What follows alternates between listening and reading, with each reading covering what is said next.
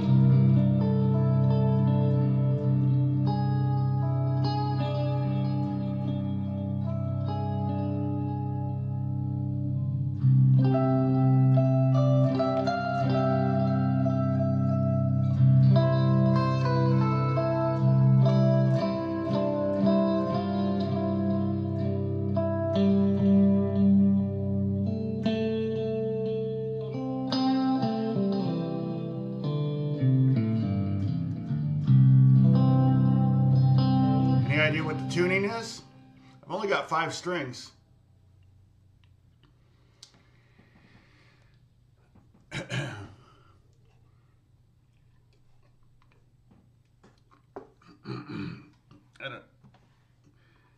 I've never played in this tuning before. I just kind of did it.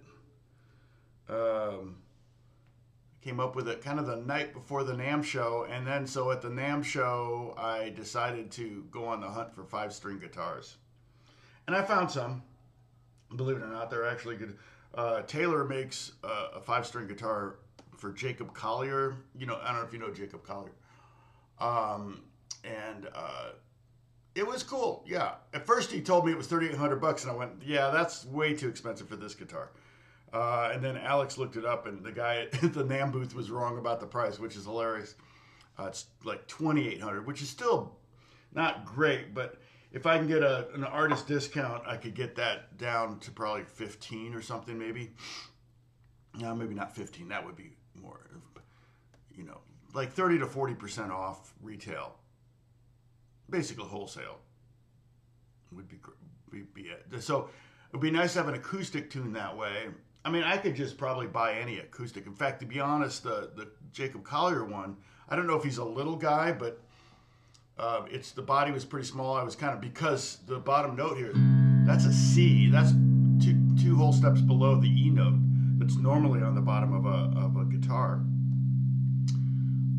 And so I feel like a bigger body might serve it better. Now the top string is E, just a normal E, like the top of the string. So I'm going to do a video on this tuning.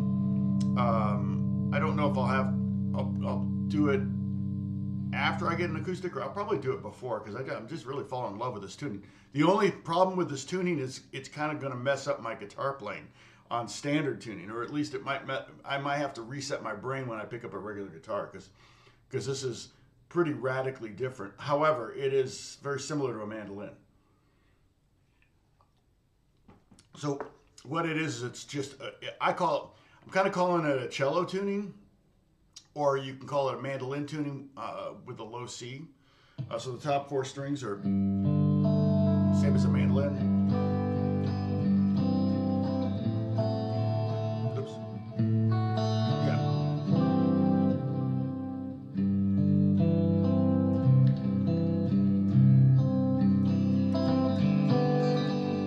What am I thinking here? Yeah, G, D, C, G, E minor would be that. So in some ways it's familiar, but then to have that extra low note there is just really, really nice. So it's C, G, D, A, and E. Yeah, NAMM was okay. NAMM was NAMM. I went on Friday. Usually I go on Thursday, but Alex had a conflict on Thursday, and actually it was a good thing because I ended up working solid. Well, and I potentially had a conflict, but I did end up doing that sideline gig for Palmer Royale. I was supposed to do I got asked if I was available to do a sideline. We've talked about this before, where a sideline is where you pretend to play guitar on screen. and it was a 3-day sideline. Now they don't pay great. It may be like $300 or $400 a day, but the dream is that on the back end you make more money on the reuse. But I'm not sure if Apple TV has a reuse agreement with the union and how that works. Actually, I think the composer called me and told me it was SAG, and the last time I heard SAG was $9.90 for a day. So like when you see extras, they're not making $9.90. But like I think it's in movies that 10% of the extras have to be SAG, so they're making $9.90 a day. But the other ones are making like $150 a day or something, and food. It's like really bad. They get away with murder on that, and so.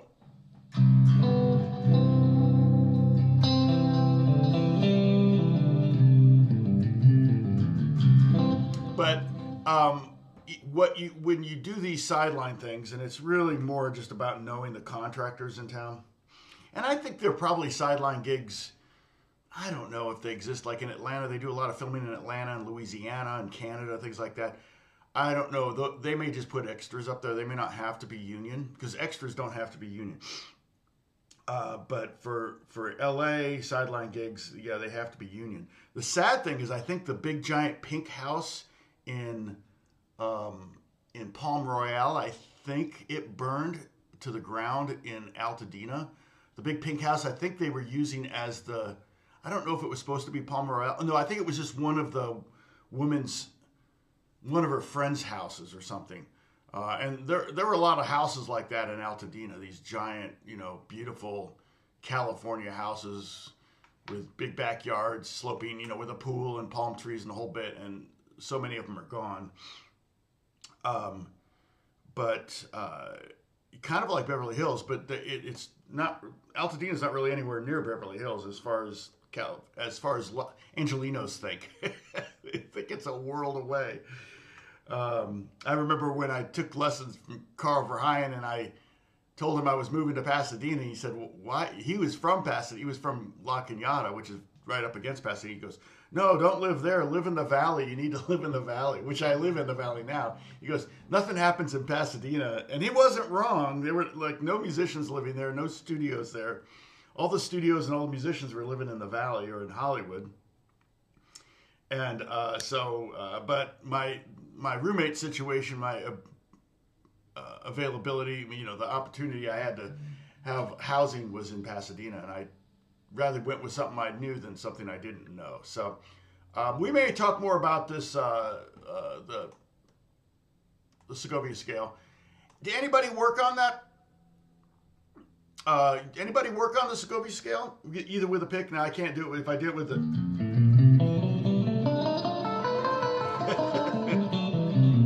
Doesn't work on this tuning. I could do C scale as you have it.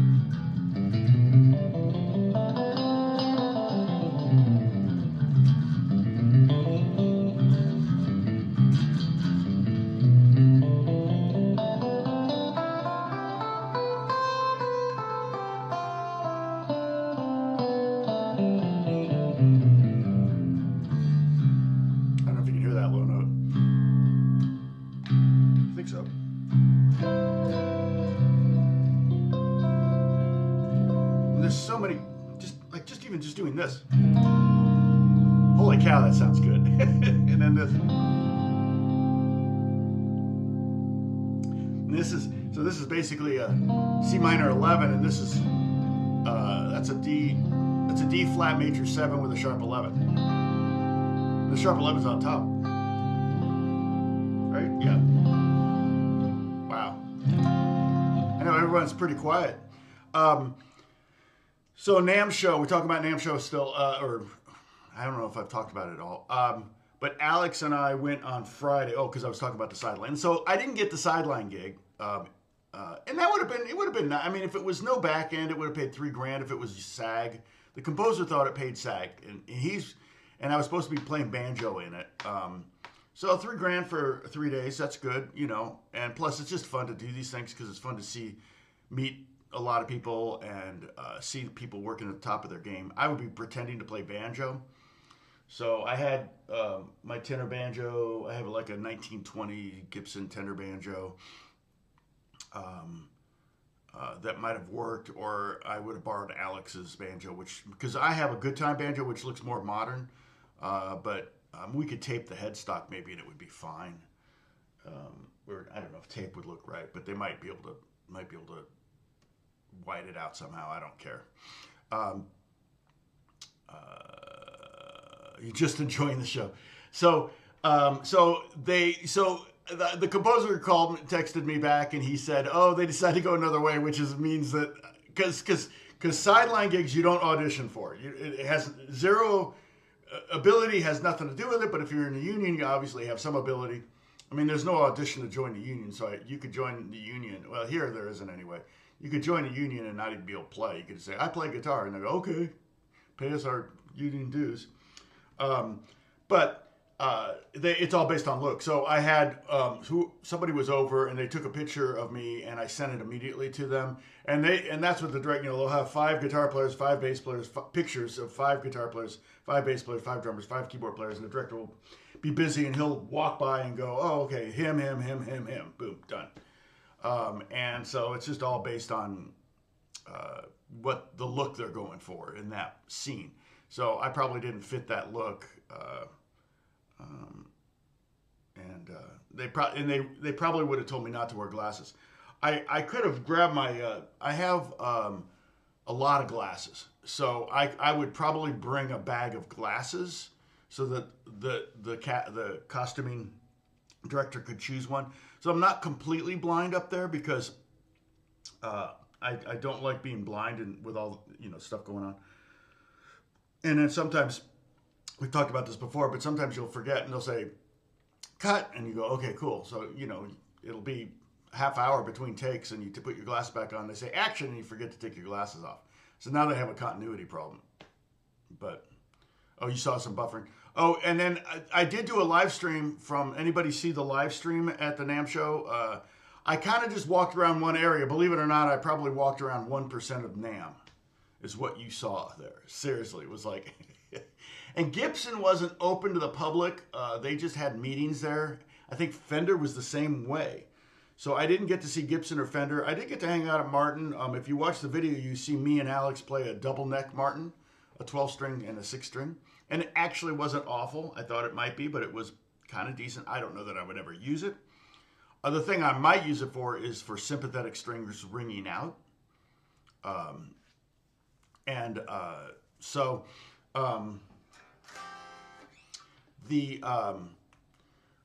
But yeah, so Alex and I drove down there, got down there early. We had, God bless Brad, he got us VIP parking, so we got to park right up in the convention center.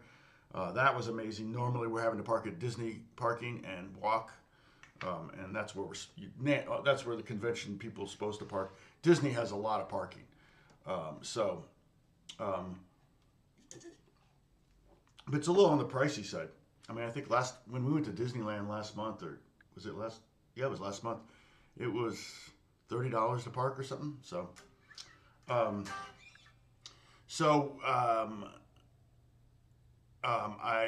I had Paul Davids was over 2 days before that. No, was that he came over? When did he come over? Monday? I don't remember now. When did I post that? When did he? So Paul Davids came over. We shot another video.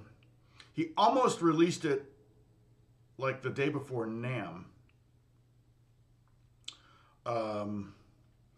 And then, let's see. Oh, here he is. Let's see. What's the date on this? January 17th. So what was that? 25th was that Saturday? No, it wouldn't have been Saturday morning. Beth was at work. No, it wouldn't have been Monday. I don't know. I can't. Oh, it was Friday. The 17th was a Friday. So he was here last Friday. He almost had that video ready to go on Monday morning or something. He sent it to me. It looks great. I mean, they're always good. They're so good at what they do. But it's not released yet. So, and I think he's going to maybe do some more editing on it or something. I don't know. We kind of talked a lot about a lot of things, and he kind of hinted at all that. I don't know if they need to maybe clean it up a little bit. But We talked about mostly. Well, I don't want to say what we talked about. I'll let that be a surprise when it comes out, if it comes out. Surely it will. I mean, they spent the morning here, and he's always looking for content. Hard to come up with content sometimes, you know. That's why I'm looking forward to actually doing a video on this.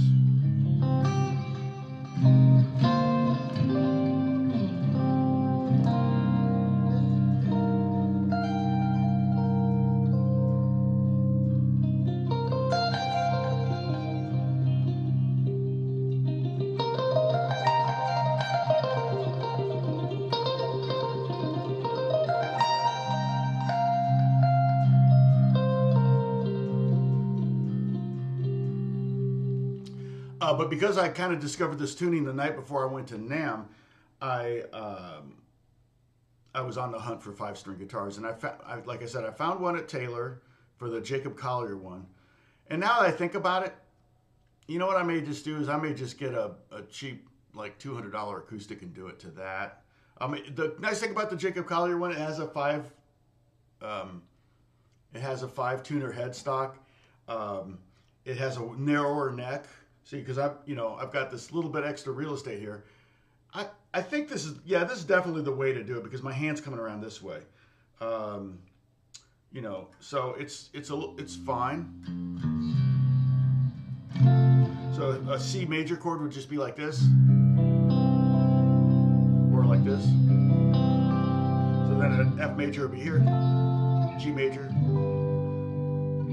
A major, B flat, F,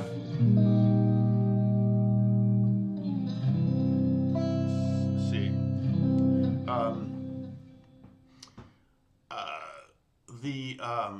And then there was a company that made an electric 5-string, and it was really ugly. It might have also been Jacob Collier. I think it was a Jacob Collier 5-string electric, and it was not good.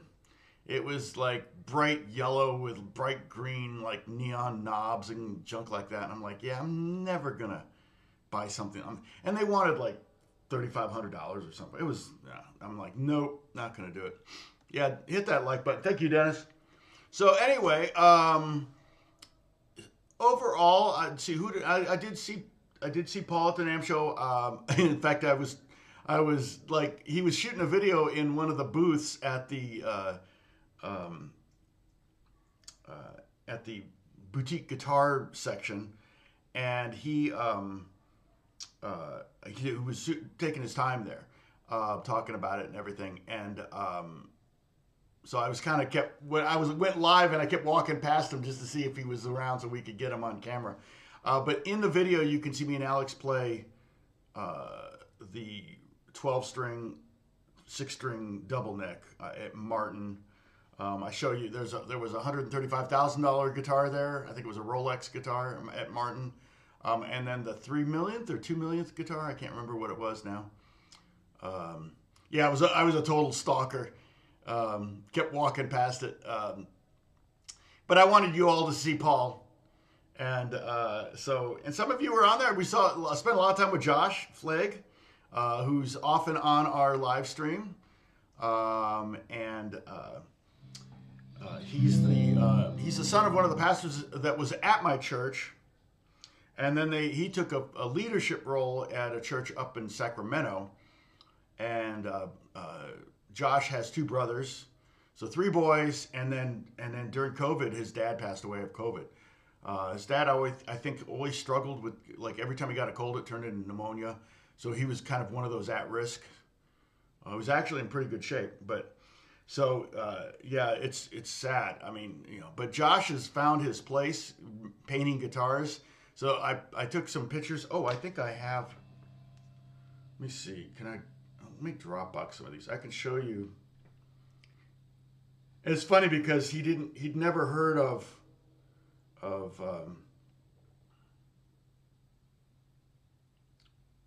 Jackson Pollock. So let's see. Select. Oh, I can put up a bunch of these things. Let's see. Oh yeah, there's that 5-string. Yeah, I got a picture of that 5-string. Oh, I don't see green on it, but Um,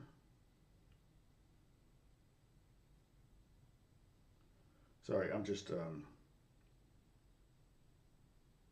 yeah, that was a good sounding amp. I didn't take many pictures.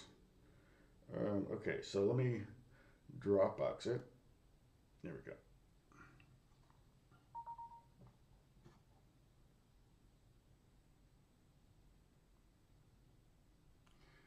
Now, of course, these photos will be giant.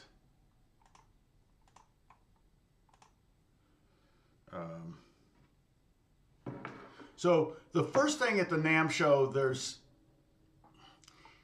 I mean, if you want, you can download the NAMM app on your phone just to kind of get a sense of it, to get a sense of who's there, and to get a sense of how big it is. But like the teeny little square, on the map, the teeny lady is a 10 by 10 booth. That's the smallest booth you can get, and it's just like, just.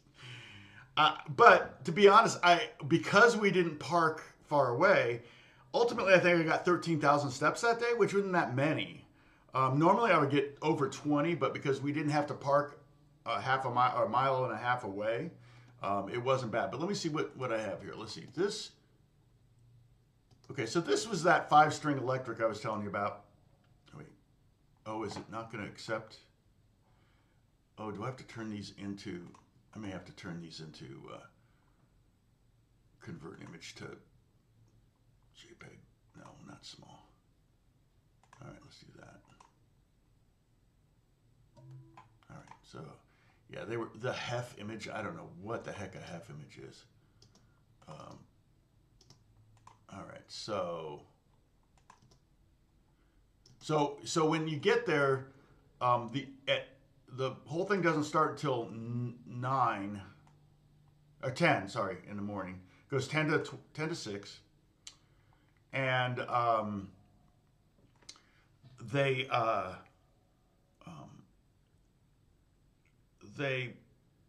but so there's one hall downstairs, Hall E. I saw Mary Spender there. Said hi to her. Downstairs, it tends to be a lot of acoustic instruments. Quieter. It's quieter down there.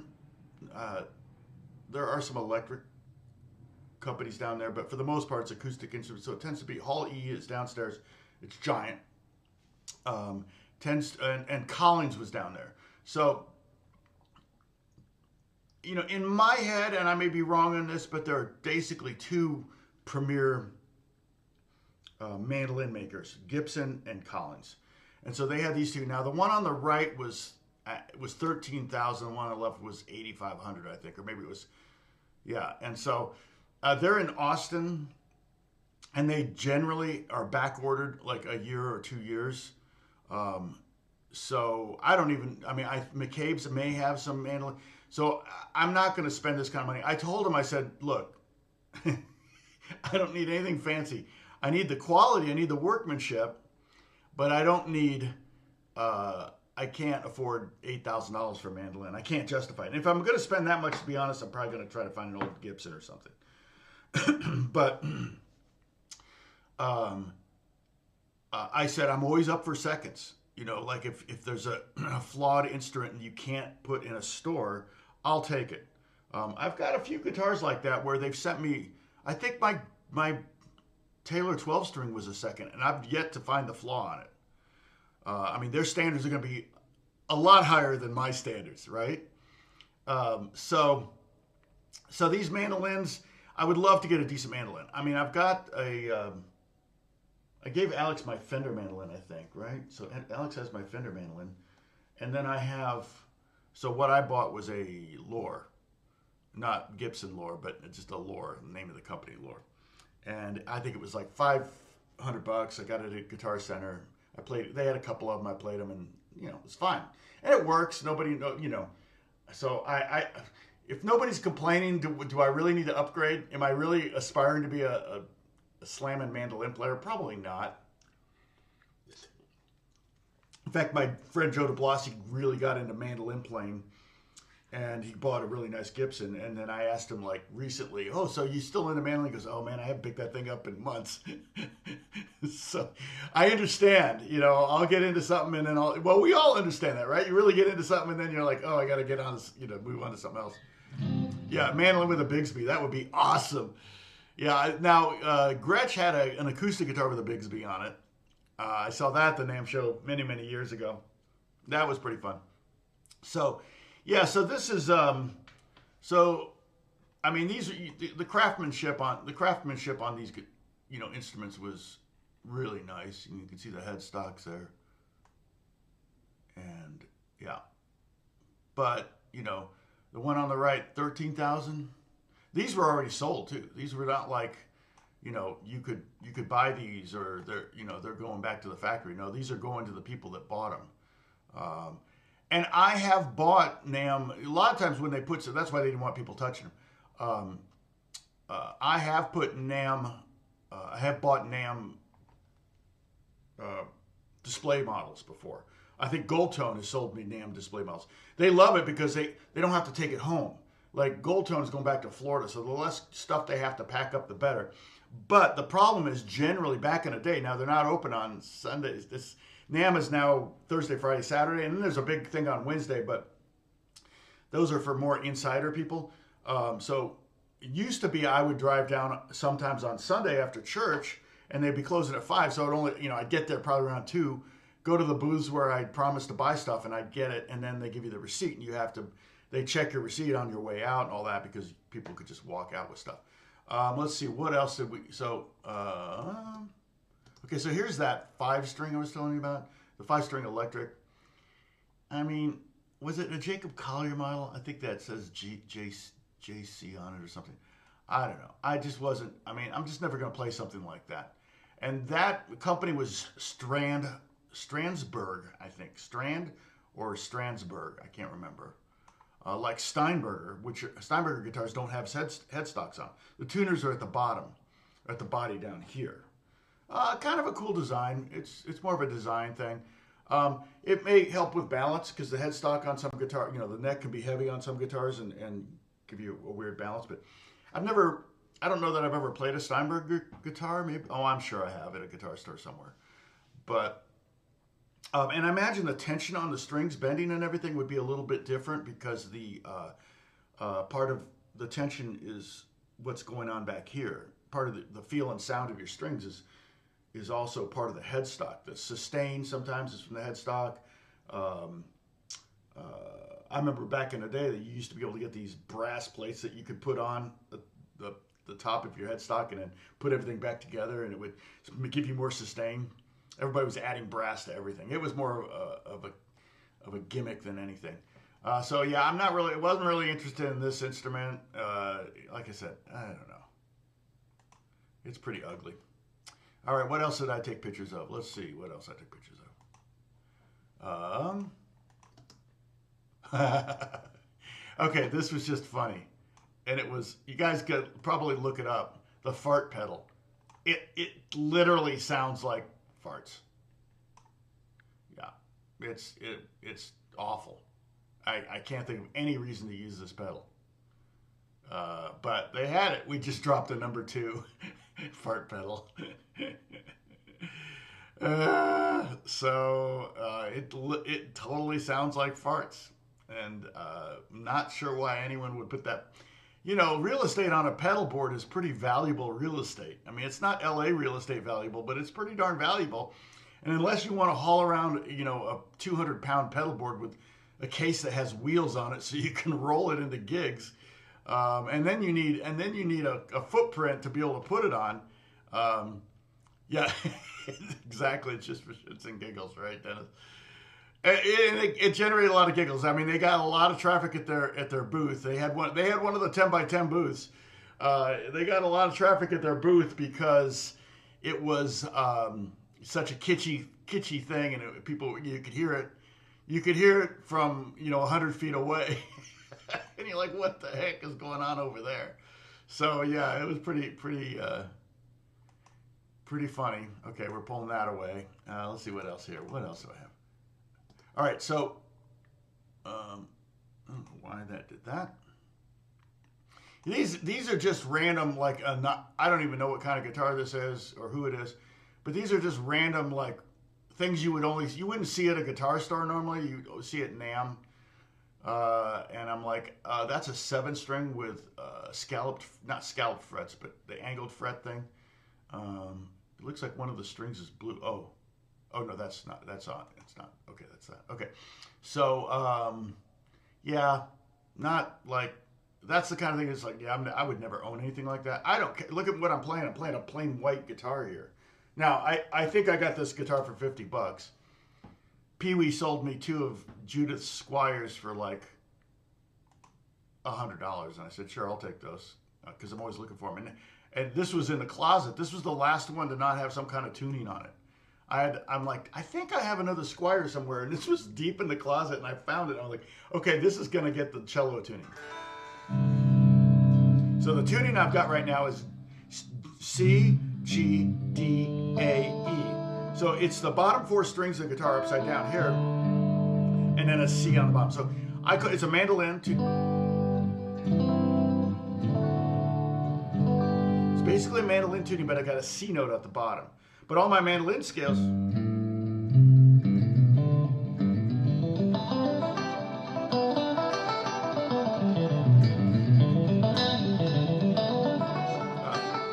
If I really want to play a G chord, I have to play 2nd fret down here instead of open, because that's a C. I mean, this would be G over C, which is a beautiful chord. C major 7 would be this. Woo!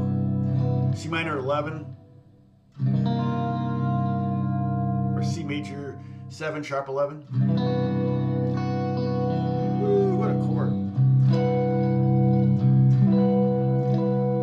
And that's the beauty of that low bass note. It's like,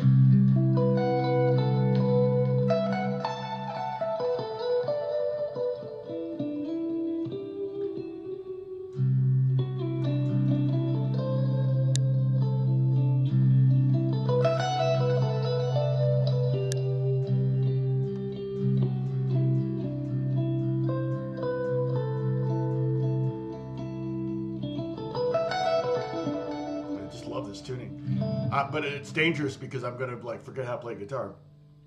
I mean, check this out. I play a blues scale on this, like a standard electric guitar. What? That's a great melody. So I'm gonna have to learn how to play that on the guitar.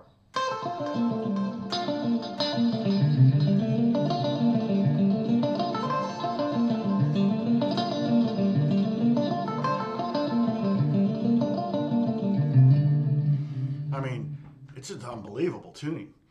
I'm having a lot of fun with it. So, and you know, and like I said, well, it's a little hard with the triads are real easy on mandolin, but that's a pretty big stretch. Oh, you saw Golden Earring on Friday.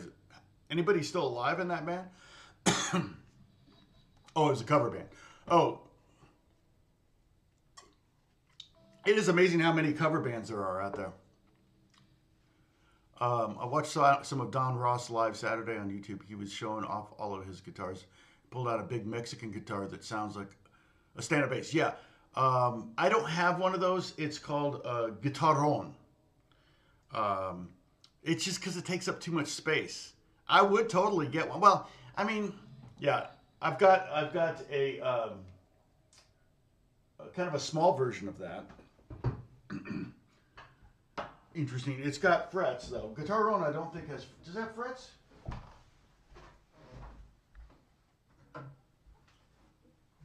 And my brain's not remembering what this is called right now, but it's just standard. It's basically standard tuning.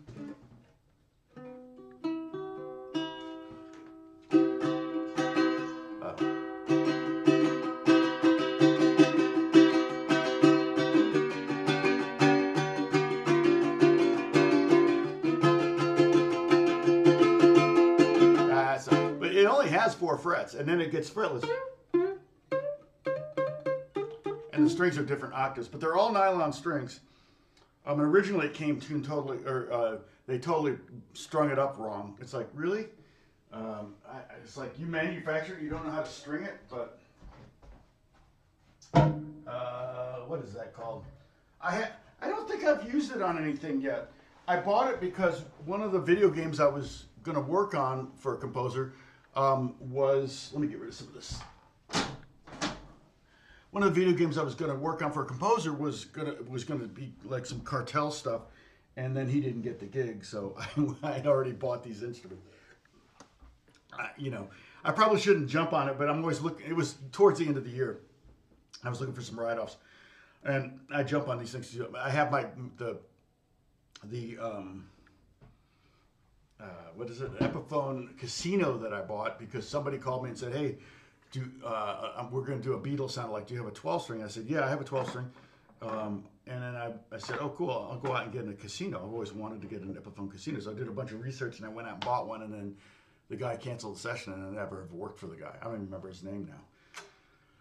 I don't know what happened. So, that happens, but I'm trying to learn that lesson. Okay, so I ran into Josh. Here's Josh and me and Alex. Hey, Josh. All right, there's Josh, and then Alex over my Alex making his face. I'm wearing the same thing I'm wearing right now, the same shirt anyway. You can see the badges there. We got our badges on. Got to be all official. So it was fun to see him, and he's painting guitars, and great job with this. And if you watch the video, you can see, really cool. You can see the edge of the other one, but you'll see if you watch the live video. Hopefully, it's not too glitchy. Maybe I could download it and kind of clean it up a little bit, get rid of some of the randomness of it. I may do that if it can be. It's a long video. I shot it vertically. It's like I think I was live for almost an hour. Everybody take a sip. Yeah, the guitar roans are huge, but it's the same shape. The body shape is the same as. I can't remember the name of that thing. Dang it. I need to write the name on the headstock, on the back of the headstock. The tuning is easy to remember because it's just the top 4 strings of guitar. But so he did the pick guard and everything. It looks really cool. And it's not bumpy. I put my rubbed out. I thought it was going to be bumpy, but it's not. It's completely smooth. So he lacquers on top of the paint job. But he's really good at it. All right, so let's remove that. Let's see what else. What other pictures I took. Work my way up the picture list here. All right. Here's another enamel. Oh, this one is almost. I can't tell if this is X-rated or not. I'm not sure what this is supposed to be. This is the back of a guitar. I'm not sure what this is supposed to be. I'm a little concerned. It looks like a snake.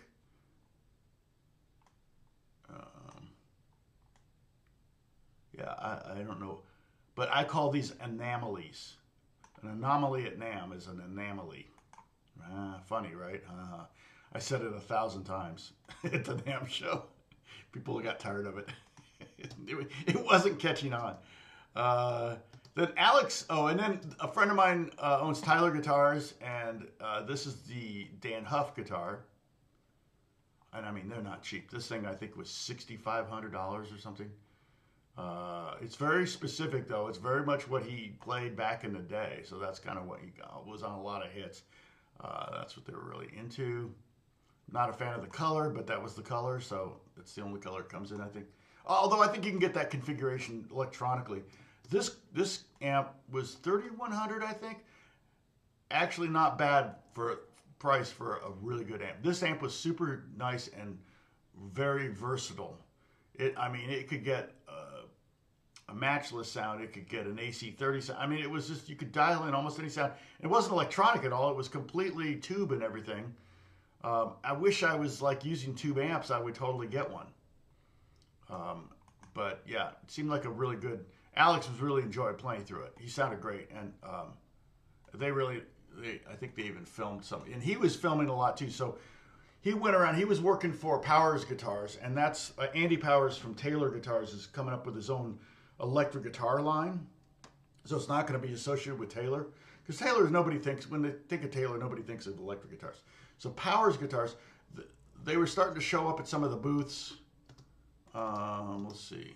I think that's all. I really didn't, I mean, it's all the pictures I sent from my phone. I didn't really take a lot of pictures. All right.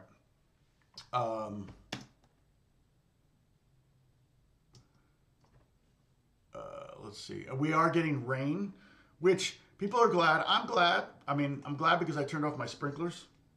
I got one of those scolding letters from the city saying I use more water than my neighbors.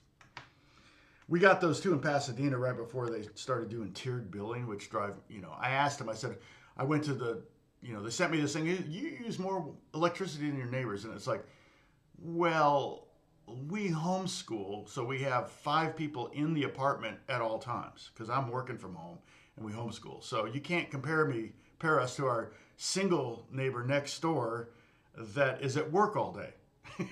So it was like in the summer, you run in the AC. What are you going to do? And and I go, are you going to do tiered pricing? So you're going to charge us more for using more energy. You're going to charge us more for that energy. And they said, oh, no. We just want you to know how much energy you're using. Oh, okay. And then a year later, it was tiered pricing. So they totally lied to me, which big shock, right? But I know they're not doing that here because they already do tiered pricing. That's a thing anyway. Now everywhere does it. But LA had started it first, and I was afraid it was going to come to Pasadena, and it did. And it's like, you can only cut back on so much electricity. You only have so many light bulbs you can replace with, LEDs. And if it's hot, if it's 110 degrees out, you got to have the AC on. And it's just going to run all day. But I got this letter, saying I use too much water or not too much water. I use more than my neighbors. And like 3 months ago, I got one that said I use less than all my neighbors. Like I was a water conservative because I had my water off because it was raining. I was like, well, I don't need the sprinklers on when it's raining. So they're off now. So I love that. So the rain. But the thing bad about the rain, in my opinion, not the mudslides, because we didn't get enough rain for that. But it's more that people still haven't been let back to my friend Taboo for the Black Eyed Peas. I don't think he's still been let back to his home in Altadena, and it's there. His house didn't burn down, but it's like they want to get back. But the people that lost everything, I wanted them to get back so they could sift through stuff. Wear a mask, wear gloves, all that stuff, protect yourself, but sift through it. Maybe you can find a half of grandma's plate before you bring in the bulldozers. I mean, if there's just something that can't be replaced and you can find a piece of it, wouldn't you want that? I would. I mean, I might even frame it and put it on the wall. I don't know. It might make me sad. But it's like, I think about the things. In fact, I've got stuff that my grandfather made that, like right here, I've got a jewelry chest that my grandfather made and 2 clocks that he made, like wall clocks. And Alex and I are in the process of making sure the wall clocks work. And then I'm going to let Alex and Jack take the wall clocks. I'm going to send the jewelry chest to Emma and get it out of the house in case our house burns down. At least they have something that takes them back generations. You know what I mean?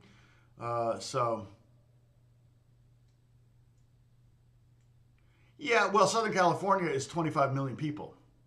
So we're going to use water. And we had a system to bring water down. And we could be a net exporter of water if we had desalination plants. But the Coastal Commission, which doesn't like any of that kind of stuff, has way too much power. Believe it or not, they can actually control the coastline 5 miles from the coast. 5 miles from the coast. But yeah, and they'd started a desalination plant in Santa Barbara, and then I guess the Coastal Commission made them stop it, so they never finished it in the 80s. And then Oprah couldn't water her yard a few years ago, so they finished the desalination plant, and now everybody in Santa Barbara has water from the ocean. So, and that technology is only getting better and better and better. I know Israel gets all their water from desalination plants. So it's definitely, and California has giant aquifers. So Pasadena, I think it's all of their water from aquifers. The city of Pasadena,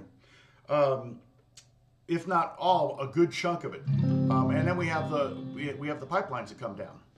And Sacramento's lousy with water. So, they got so many rivers and ponds and lakes up there. It's super easy to send it to us. So, why not have Palm Springs has water? Because they have underground aquifers, they have springs. Now, I don't know how much of their water is imported and how much of it isn't, but if we started building desalination plants, we could be a net exporter of water to Nevada and Arizona, and like Alaska. If you live in Alaska, you get a royalty every year from the oil companies. I think it's like something like $3,500 a person or something. Maybe it changes every year, but it's for the use of the. And so you can imagine everybody in California getting a check for $3,500 from water sales. I mean, that would be pretty cool. I'm safe. Yeah, I'm safe from the fires. I was never in any real danger. The Palisades fire is about 20 miles to the south of us, or maybe even it's probably 25 miles to the south of us. And the Eaton fire was about 25 miles to the east of us. We didn't even get smoke. The problem with the fires was that what caused the fires was the wind, and the wind was coming from the north. So the fire to the south of us was not going to send smoke our way, and the fire to the east of us was not going to send smoke our way. And that was what happened in Altadena. And the crazy thing is that every house we put an offer on in Altadena, we tried to buy there before we bought this house. Every house there is gone. So we, sorry, I'm going to get rid of this. And so we just downloads that I don't need, zip files that I don't need, all of this. Oh, that I need. Anyway, I don't need that. Sorry. Boop. Get rid of that. Okay. So we didn't even get smoke. I mean, our air quality never went over 100. It was usually in the 30s, like great air quality. But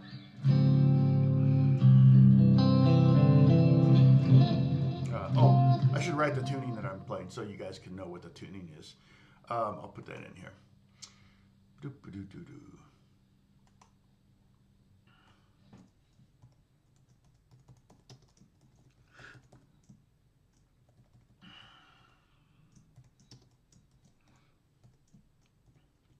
So now I'm trying to find a couple 5-string guitars. I may just buy a cheap acoustic though, because the Jacob Collier, the body was a tad on the small side. So it's C, G, D, A, E. Oh.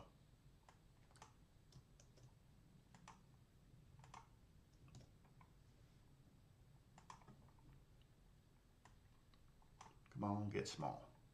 Here we go. It's awful big, but you get the idea.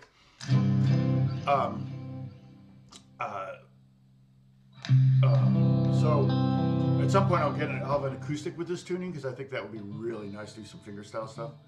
But I wouldn't mind. I would be fine. Well, no, I think I like the spacing. So I would probably do it this way. Just leave the bottom string empty. But like this is a C chord. Isn't that glorious? A C sus.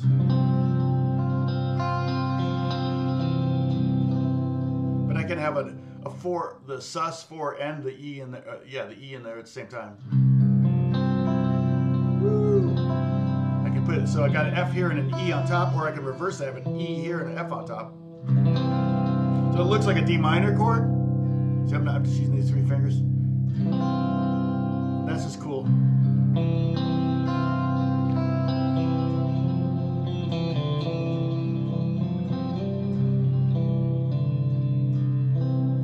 But we did have, so about being safe during fires, we did have the Hearst fire, which was much closer. I think it was 4.5 miles from us.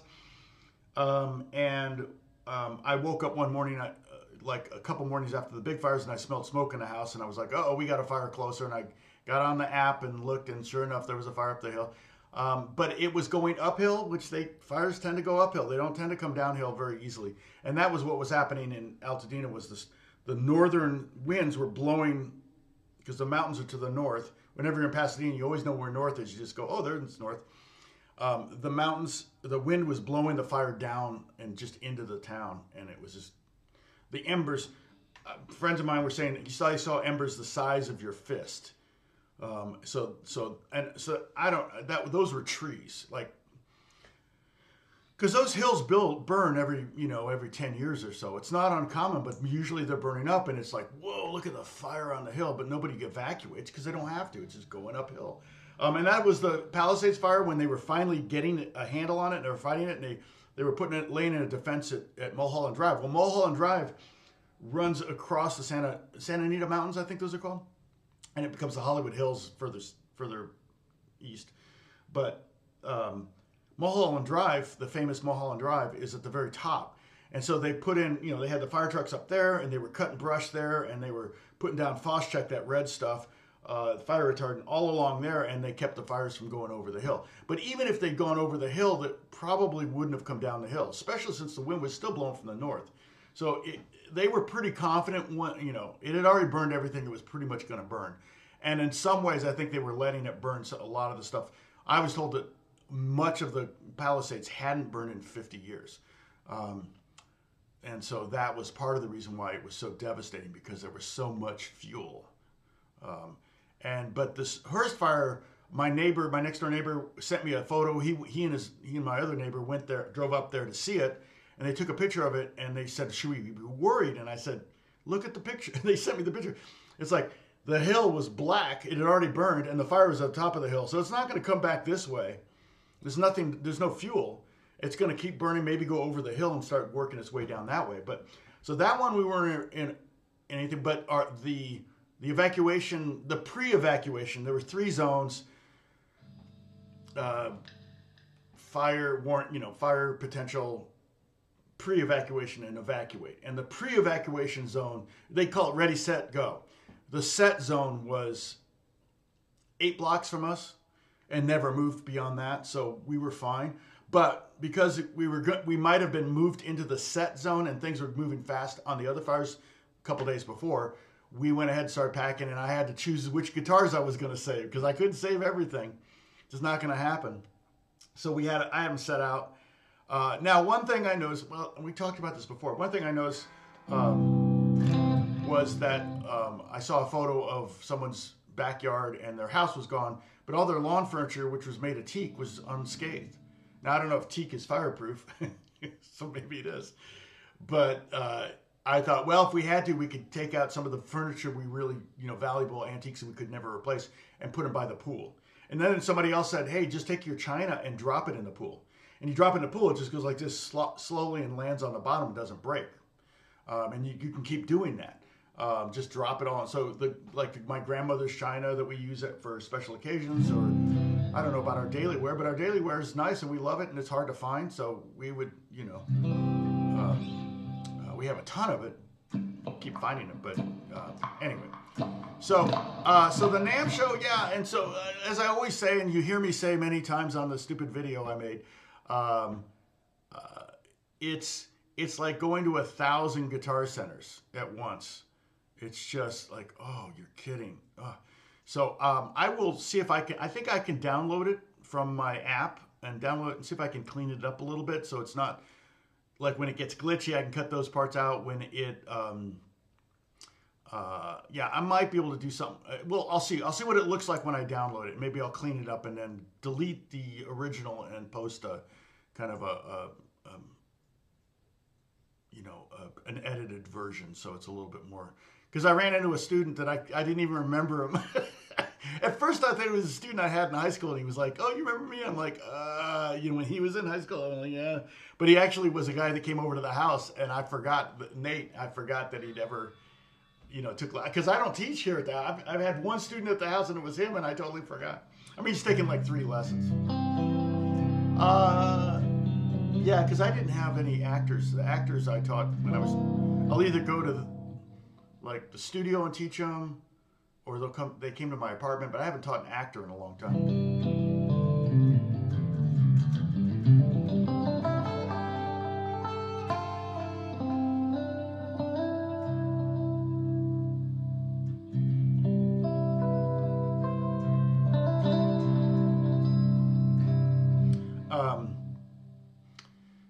then so walking around, sounds like 1,000 guitar centers. It's kind of like, man, I always, before I go to the NAMM show, I always take ibuprofen, mainly just so I'm not sore at the end of the day from all the walking, and it works every time. So preventative ibuprofen.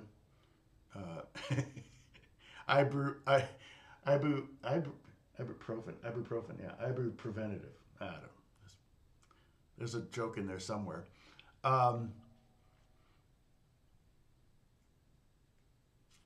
Well, you know what, Gary? I think a tenor guitar is supposed to be tuned in fifths, isn't it? So is a tenor guitar tuned like a mandolin then? Let me look that. That's a good question. Tenor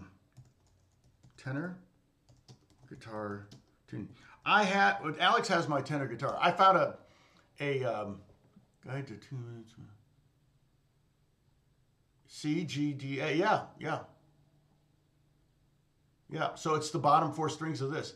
So yeah, but I always think a tenor guitar as being a kind of a rhythm instrument. I don't really see anybody playing melody or anything on tenor guitar. So yeah, so it would be that, but probably maybe up an octave. That would be awful high though. No, I guess not. No, that's A. No, that would be that.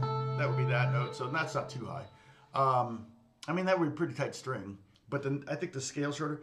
But I found at the Salvation Army antique store in Pasadena 30 years ago, I found Alex has them both, a couple of Stellas, and a 6-string and a 4-string, and I bought them both. They were $20 each. So I'm like, and Alex uses them. I've used the Stella for stuff. The tenor, I don't know if he's used it on anything, but I just had it tuned standard, top 4 strings of guitar. But I didn't realize until you said that, Gary. And I actually I was researching this, and tenor guitar did keep coming up. So that explains it. Thank you, Gary. I learn something every day. Yeah, see, Elvis Costello is one of my favorite songwriters, and it makes sense because I feel like one of the things about using a weird tuning is that it makes you like.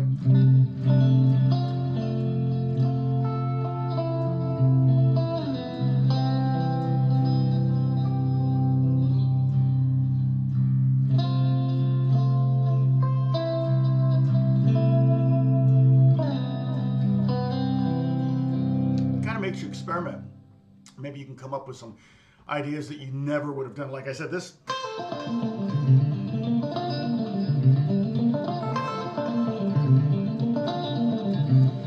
Which, if I were to ever write a game score or a movie score or something like that, I might do a lot of the writing on this for melodies because I know this is very easy on violin because I'm playing this is violin.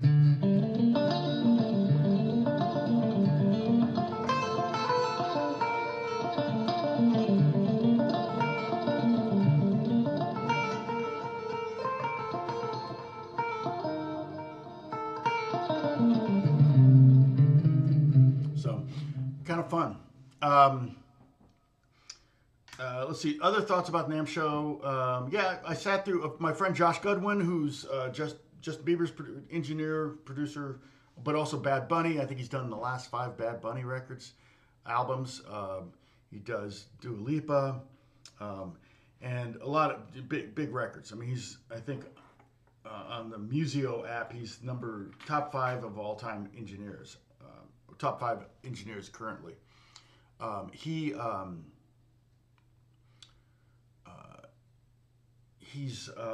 was being interviewed at Offsburg.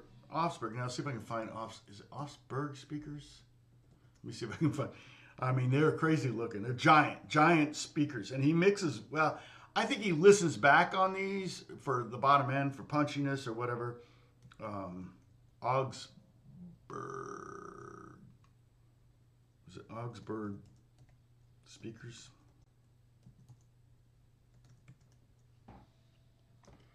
No. Oh, yeah, Augsburger. Yeah, so, see if I can find a photo.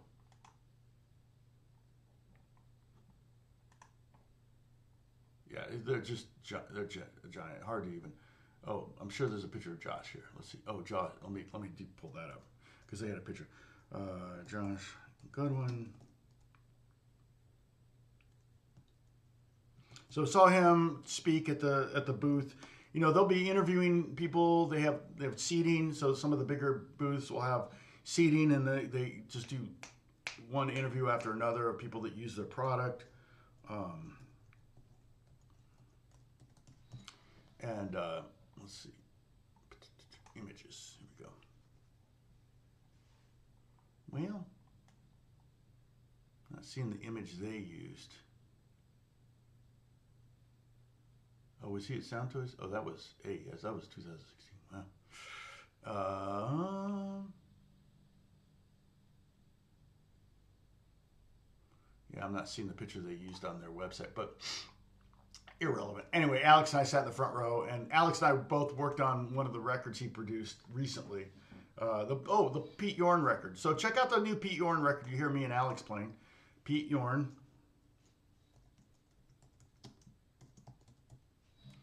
I think they got evacuated, but I think they're fine. You know, all of us were packing up and going, okay, what do we need? I have, you know, I kind of still have my passports and birth certificates and everything in a bag, kind of ready to go. But one friend of mine, she and her family went to dinner in, you know, Palisades, they were at dinner, and when they got home, their house was gone. So it's like, I'm home a lot. So, but I would smell smoke if we were getting anything close, and it's raining, so we're not going to have anything. But so yeah, so the NAMM show, like I said, the Hall E, which is big. All the halls, there's Hall E or A, B, C, D, and E. So the top is A, B, C, D, and then at the next A is an arena, which I think is, I think it's big enough to play basketball or hockey in. But it's an arena shaped, but they usually have a bunch of booths in there. It used to be all the DJ stuff was in there, which was kind of nice because I didn't need to go in there. And then Hall A was all the pro audio stuff, and then Hall B would be like orchestral, and Hall C was like drums. Hall D was like guitars and amps. Hall E was like acoustic guitars. But they built a new Hall ACC, which is 2 stories, and those are 2 more halls. And I would say they're almost as big as the main halls. So that's 2 more halls there. And then the hotels have giant convention rooms. So like Yamaha would rent out the whole hall, the convention center of the Sheraton, which was, gosh, giant. I can't even, you know how big those rooms are at those major hotels. And then, I mean, they would have all of the rooms. So all the doors, the panels, you know, it would all be open, the whole thing, would have all of it. And the ceilings are super high. And then there's a second and third floor on the NAMM show. So Taylor would be upstairs, and Gibson and Fender, all of those, the big brands sometimes are upstairs. Martin's always downstairs, which is great. Martin's pretty cool. I mean, they're really fine with people picking guitars off the wall and playing them. I saw Mary Spender there. She did a little show. I got interviewed by the French guy that did an interview with me. We had a great time. So when that posts, I'll try to remember to post it to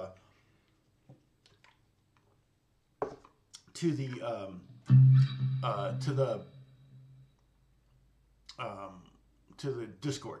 Okay.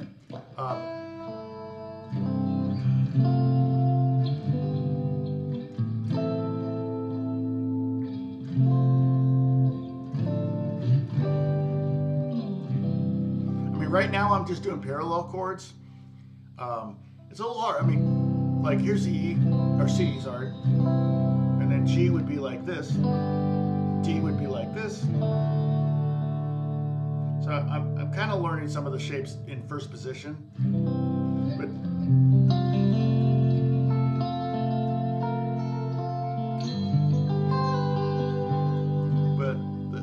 the C shape, this original shape, sounds great slid up.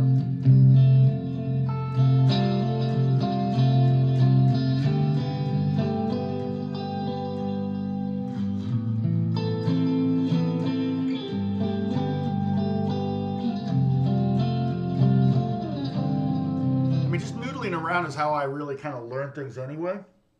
But if I set this down and pick it up for a month, I'm going to have to start over again, which probably not a bad idea because otherwise it's going to totally screw up my standard guitar playing. Let's see. Now, we were talking about the Segovia scales. Did anybody actually work on those from last week? Did anybody get it down? Like, did you memorize it? Any struggles with it? I'm sure there were struggles. We didn't talk too much about the different fingerings. I don't think this is a tune, is it? No, not bad.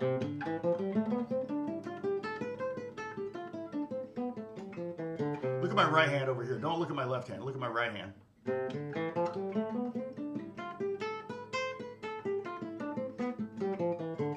So I'm using these two fingers, and I'm starting with the index. Now I'm going to use these two fingers. I'm going to start with the middle. A little harder. You have to concentrate. And you should end at the middle. If you didn't do it right, I ended with the middle, so I know I did it right. If I ended on the index, because it's an even number of notes, 1, 2, 3, 4, 5 notes, 15, and then back. And I just started with this finger, so it ended with that. But then you would do like index middle, and then middle index, and then you would do index ring.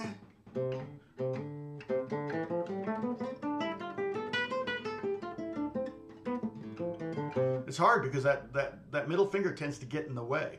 But you can see, I don't know if you can, which is better. Way down. Trying to give you the best perspective on my right hand. Notice my thumb is planted on top of the bottom string too. And you can even do that on the G. Once you get to the, once you get past the bottom string notes, you can put your thumb on the top string. It's not a bad idea to keep it from ringing out anyway, to keep it from sympathetically vibrating. That's totally fine, Catherine. Yeah, and the Book of Segovia Scales, I'm assuming most of the new ones now have tabs, so if you need to, it's fine. I don't care. I mean, I had to kind of basically, memorize them, but the tab is not. I don't have a problem with you using tab. So.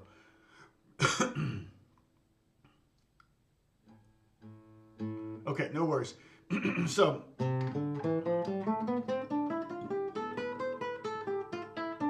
And again, what's the purpose of Segovia scales? Why did I practice them in the first place? Well, because I was studying classical guitar.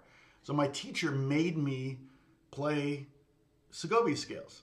That's the only reason I did it. Although I'm glad I did it, I didn't realize at the time I was getting something from it. And I mean, it's kind of one of those things, once you have the C scale down, say for example, the G scale, well, G scale might be a little tough. Whoops.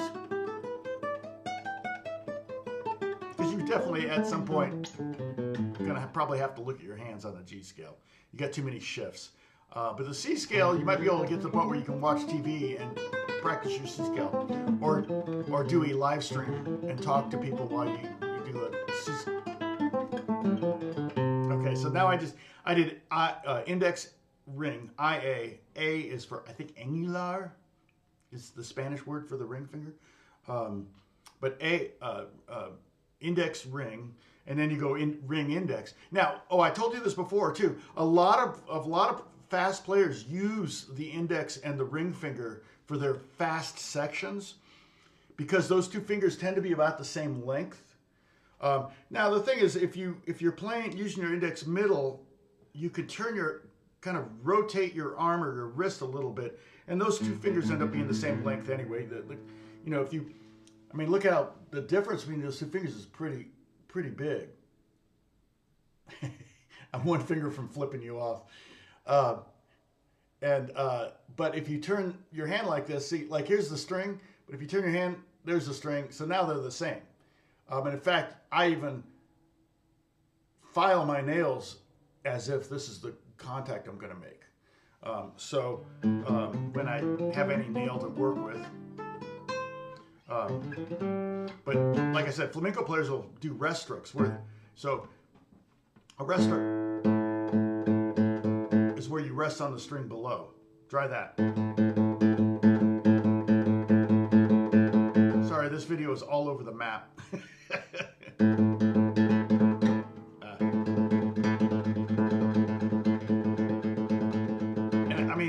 really got to relax, and you almost have to have that bored look on your face, like whatever. Pee Wee was working on something he was doing with his ring and middle. He was trying to do where it's like, my friend Pee Wee plays bass at church. He was trying to figure out a way to do like index down, ring down, ring up, index up. Like, he was working on that. He may get it down. He does tend to stick with something until he can get it down. And then, but I think the idea was to kind of get a flurry. I mean, I showed him the flamenco.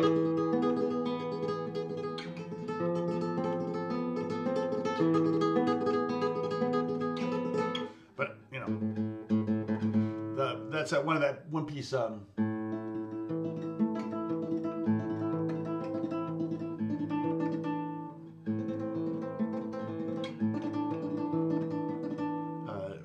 Recuerdos.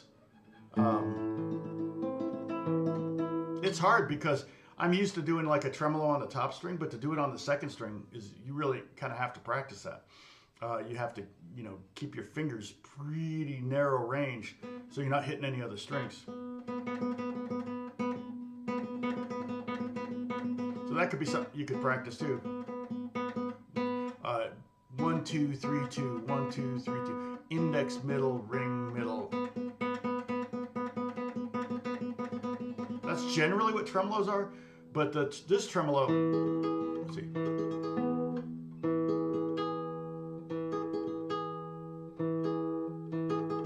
This one is thumb and then index, ring, middle, index. Because you're not hitting the index 2 times in a row because you have a thumb in between it. And so it's a grouping of 5. 1, 2, 3, 4, 5. 1, 2, 3, 4, 5. But you're going so fast, you don't really hear that it's 5. Man, my hand's cold.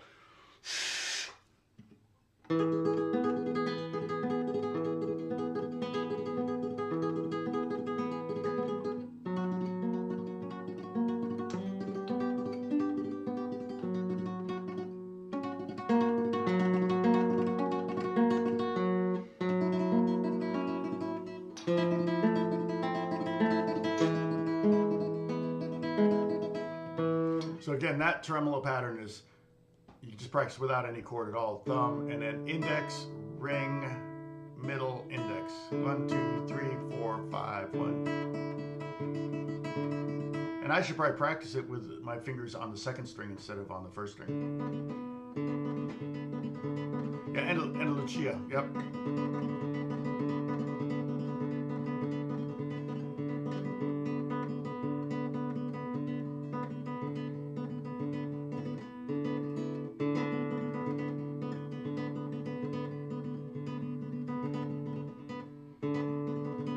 That's hard. It's really hard to keep the fingers right there and not hit the other string. But yeah, so then you do the index ring and then you do the ring index. Actually, through stroke, not rest stroke. But you could literally just practice one of those fingerings. Pay attention to what you land on. So I landed on my ring finger because I started with my ring finger, so you know you did it right. I mean, you could still have, if you messed up twice, it would have corrected itself. So if you accidentally use the same finger twice, you will still end up on the correct finger at the end. But if you only do it once, then you'll end up on the wrong finger, and then you'll know you did something wrong. If you did something really wrong, you might not know. If you messed up 4 times again, you'd be like, oh hey, I landed on my ring finger. Cool, I got it.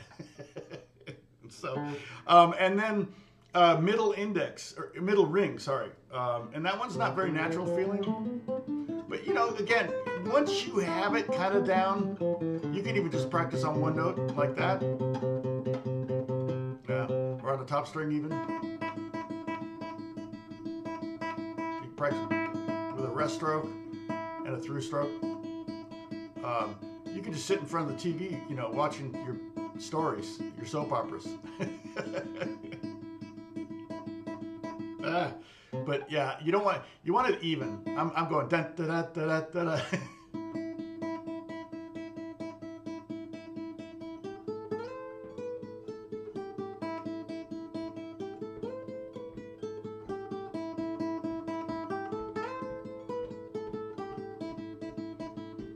Now, so Paul Davids was over here. I think when he was here last time, 2 years ago, he had 2.5 million subscribers. He's got 3.5 million subscribers now. So hopefully we'll see a bump. I don't remember Bruce, but we kind of thought we'd see maybe like a 20,000 number bump in my subscribers when Paul was here. And we got like 2,000, which is fine. I'll take 2,000 new subscribers. But with him at 3.5 million, so now I'm predicting 3 million new subscribers. We'll see, because the subject matter is maybe something that might do better. I think a lot of people, when they saw Justin Bieber on that first one, they were like, oh, I'm not going to watch that. Anybody who did was glad they did. And like that video, I gave away a lot of secrets. Did the same thing in this video. I'm just not sure. I don't think he's posted. He would text me if he posted it. But let me just see.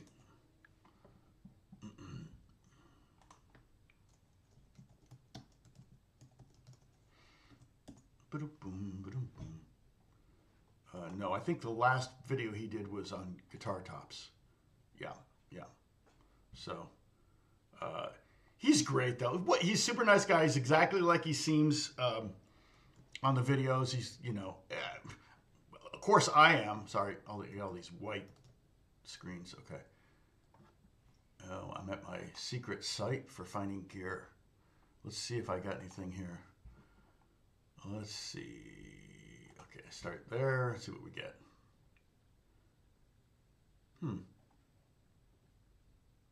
Is this pickup only? How big is this? This doesn't look big. Interesting. Never seen one of these. Anytime I've never seen something, I'm like, oh, I'll get that. What the heck? I'm sure I've mentioned this site before, but yeah. Anyway, I'll have to go through it later, not on your time. So I'll shut those windows. All right.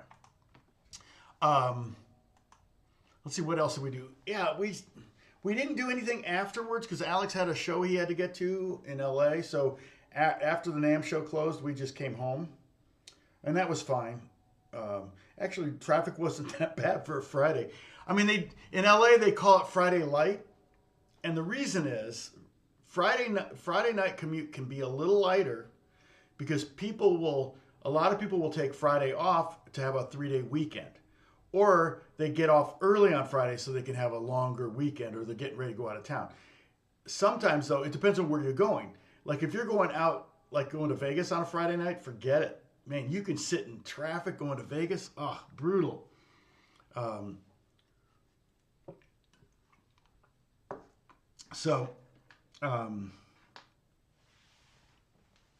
Yeah, so that's yeah, Malibu's guitar is fine. In fact, I've got a video ready to go. I'm just writing the, I'll do that today. I'll try to post that video today. I filmed it, and it's not, I just kind of did this around the whole store. So it's going to be a YouTube short. And I'm writing the voiceover, and I'm not really digging the way the microphone is picking up my voice, but it'll have to do. But Malibu music is fine. Most of the areas of Malibu that burned this time, because Malibu has a lot of fires. I mean, was it 3 or 4 years ago that Lee Ritenour lost all of his guitars because he was in, I think, Japan at the time, and the fire went through and, I mean, took so many of his, guitars in the studio. Everything was gone. And I mean, there's not a whole lot you could do. I mean, even if you keep up on your brush removal, if your neighbor doesn't, it's irrelevant. And we looked at houses that, were in the mountains, like in canyons, and you own the whole hillside, but that hillside was your responsibility for removing debris and stuff like that. So, I'm so glad we didn't buy any of those houses. But the Malibu fire was all pretty much anything in Malibu that was destroyed was south of Pepperdine, and Malibu is this long skinny city along the coast, for the most part. It goes into the canyons, like Malibu city limits, I think extends into the canyons. But for the most part, it's just along the coast. And Brad's store is pretty much just at the most northern part of Malibu. And so his store is fine. I don't think they could get there. Fortunately, the police presence and everything kept people from trying to loot the store, things like that. But I had suspected,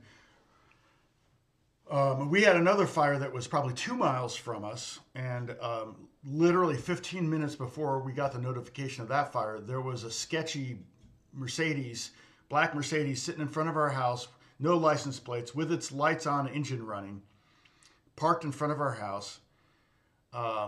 And two guys, all dressed in black, face masks on, talking on their phones, on electric bikes, going up the sidewalk when we have a bike lane, flew past them north towards northern part of our, valley here.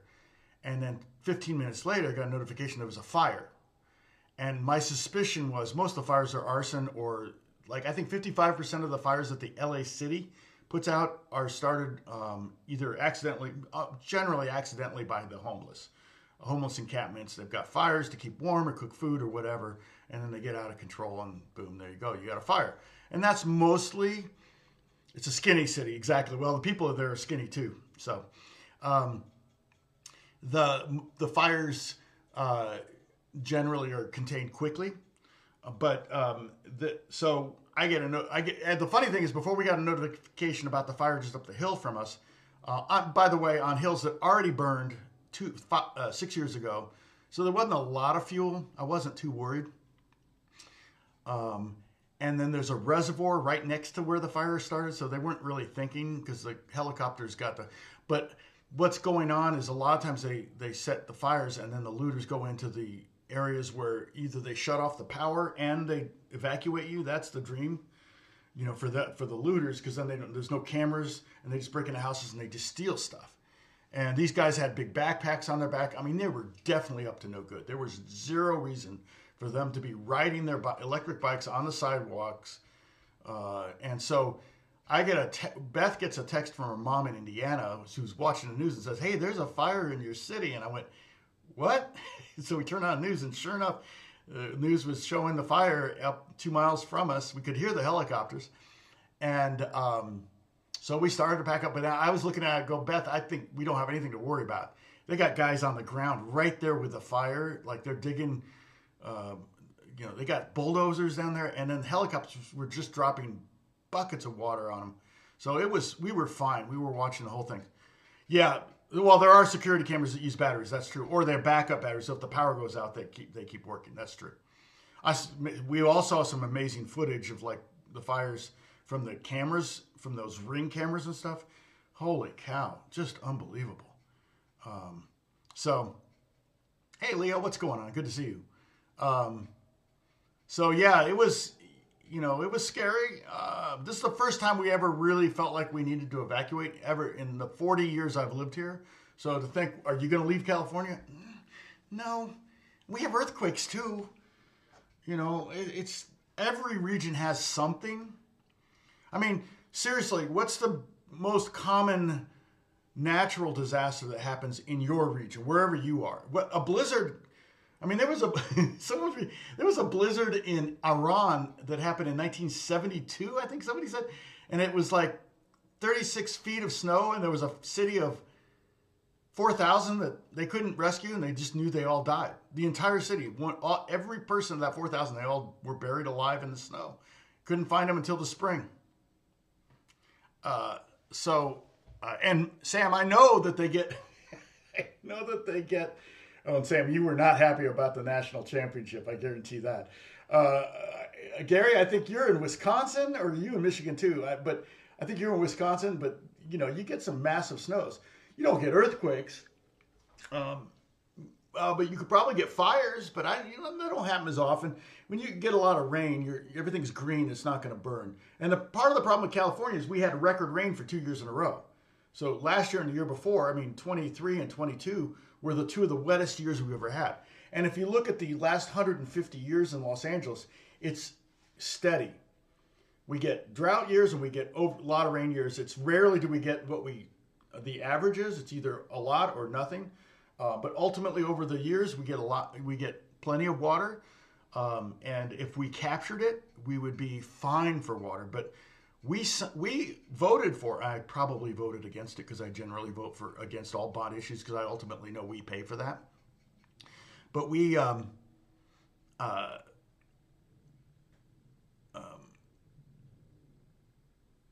Oh, it depends on which Getty Museum. There are two Getty Museums. I'm not sure. I have to look that up. I think that would have made the news. At least Michigan State was not. Oh, that's true. What was I talking about? Shoot, I totally forgot. You got me sidetracked with the Getty thing. I think the grounds were burned. They said that they have now the main Getty Museum, which is on the 405, was also threatened, but it's burned over there recently too. So there was a fire a few years ago that was definitely started by a homeless encampment. They know that, and they got that one out. And I think a few homes were lost in Bel Air and Brentwood, which is on that side of the 405. Palisades is on the other side with Brentwood's on that side, Santa Monica. I don't know. They're due south of us. But yeah, so the rainwater. Yeah, the rainwater. The rain. Thank you, Holly. Yeah, so we voted for these bond initiatives that they would build these giant reservoirs to collect more rain for the city, and they never built them. I think we gave them $7 billion, and they used it on something else. They took it to the general fund. You got to read these propositions and make sure that they can't take it to the general fund. This is not rainy day. Now we've got debt that we have to pay interest on for whatever, rather than the reservoirs that we voted for. So that was part of the reason why the fires got as bad as they did. Now, again, I don't think there was anything they could have done. They could not get the helicopters or planes up when you have 100-mile-an-hour gusts. It just can't be done. They could have cleared more. I know that there was federally, they got some money a few years ago in Altadena actually to create a fire break. And they got the money from the federal government, and instead they used it to create 2 Native American monuments instead of creating the fire break. So whoever's idea that was probably should go to prison. Not that you can't have monuments to Native Americans, I don't care, whatever, but if you were given money to create fire breaks, you should have created the fire break, and they didn't do it. And that might have saved Altadena. I don't know. 100-mile-an-hour winds, baseball-sized embers, you can't do a whole lot about that. Yeah, they moved the museum to the new museum, a lot of stuff, but the old museum is still, I've never been to the old museum, but I've been to the new museum many times. The old museum, the Getty Villa, is what it's called. I thought it was in Malibu. It's closer in, it's like Palisades. It's closer in than I thought. Let me see. Well, I mean, you can look it up as much as I can, but Getty Villa, let me just hit this and hit news and see. Get closed indefinitely due to Palisades fire. Yeah. Okay. Getty Villa remains safe, but will be closed indefinitely. Well, that was 13 days ago. There's no new news on it, so I'm assuming it's fine. Those news articles were 12 days old. So the Getty Museum, which is the big new one, to be honest, I'm not a fan of the artwork for the most part. I mean, there's some great artwork, but I prefer the Norton Simon in Pasadena. If you're going to be in LA and you want to go to a museum, go to the Norton Simon. Holy cow. It's a great museum. And we had no idea what we had. I mean, we live in a little Pasadena. We had the Huntington Museum and we had the Norton Simon. And Norton Simon has the largest collection of Degas outside of Europe. Outside of France, actually. So if you like Degas, which I do. I don't know if I have a favorite. I like Cézanne. I like Monet. My mom always liked Monet. I like Monet. My sister liked George O'Keeffe. My sister's a painter, an artist. Oh, you're back. Hey, big fighter. I know I'm still talking. It's been almost 2 hours. I should probably get off. I got things to do. I need to post this video for Brad's. Oh, thanks for the love. Can I give myself love? I can. Ooh, look at me. I'm giving myself hearts. Oh, man, we got up there. 32. Wow, that's crazy. All right. Well, yeah, sorry about this. Not very specific guitar lesson here. I can continue talking about Scovie scales if you want next week. I may do a cello tuning video on my YouTube channel. Yeah, so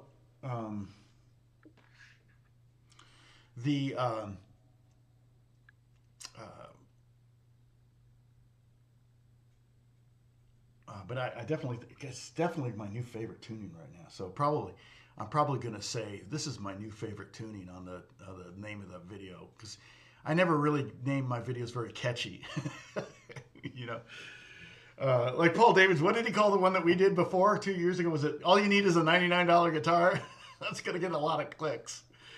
And people were mad at that. A lot of people were mad. And it's like, well, all you need is a $99 guitar and millions of dollars worth of gear. And I'm like, well, actually, I think with that one, I went into I went to AP and into an API, which they're about $800, but I could have gone direct into Logic and gotten that sound. But I could have done that whole thing on GarageBand for free, except the computers. But everybody has computers, so you can't say, well, you paid for the computers, so it's $3,000. But I'm like, yeah, whatever. You get a lot of snark. It'll be interesting on this new video to see what people say about the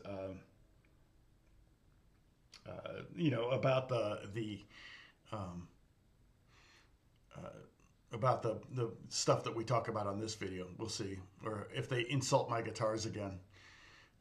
But that's fine. I don't care, because I know they're on the outside looking in, right? Hey, Charlie rules. Yeah, LA is okay now. Yeah. Everyone's fine. Well, everyone, my family, Alex is fine in Pasadena. They did leave Pasadena for a couple days because the air quality got over 350, which is really high. Because the smoke was blowing down right into them, but they didn't have any. The pre-evacuation zone never got south of the 210 freeway, and they're south of the 210 freeway. Palisades. But about 40 of my friends lost their homes in Pasadena or in Altadena, including 20% of the staff at Beth's school. She teaches La Cañada School District. 20% of the staff at La Cañada lost their homes. 20% of a school district staff. That's insane. La Cañada is where JPL is, Jet Propulsion Labs. But it's a very expensive community, so most of the teachers can't afford to buy there. I mean, the median home price in La Cañada is probably $2 to $3 million.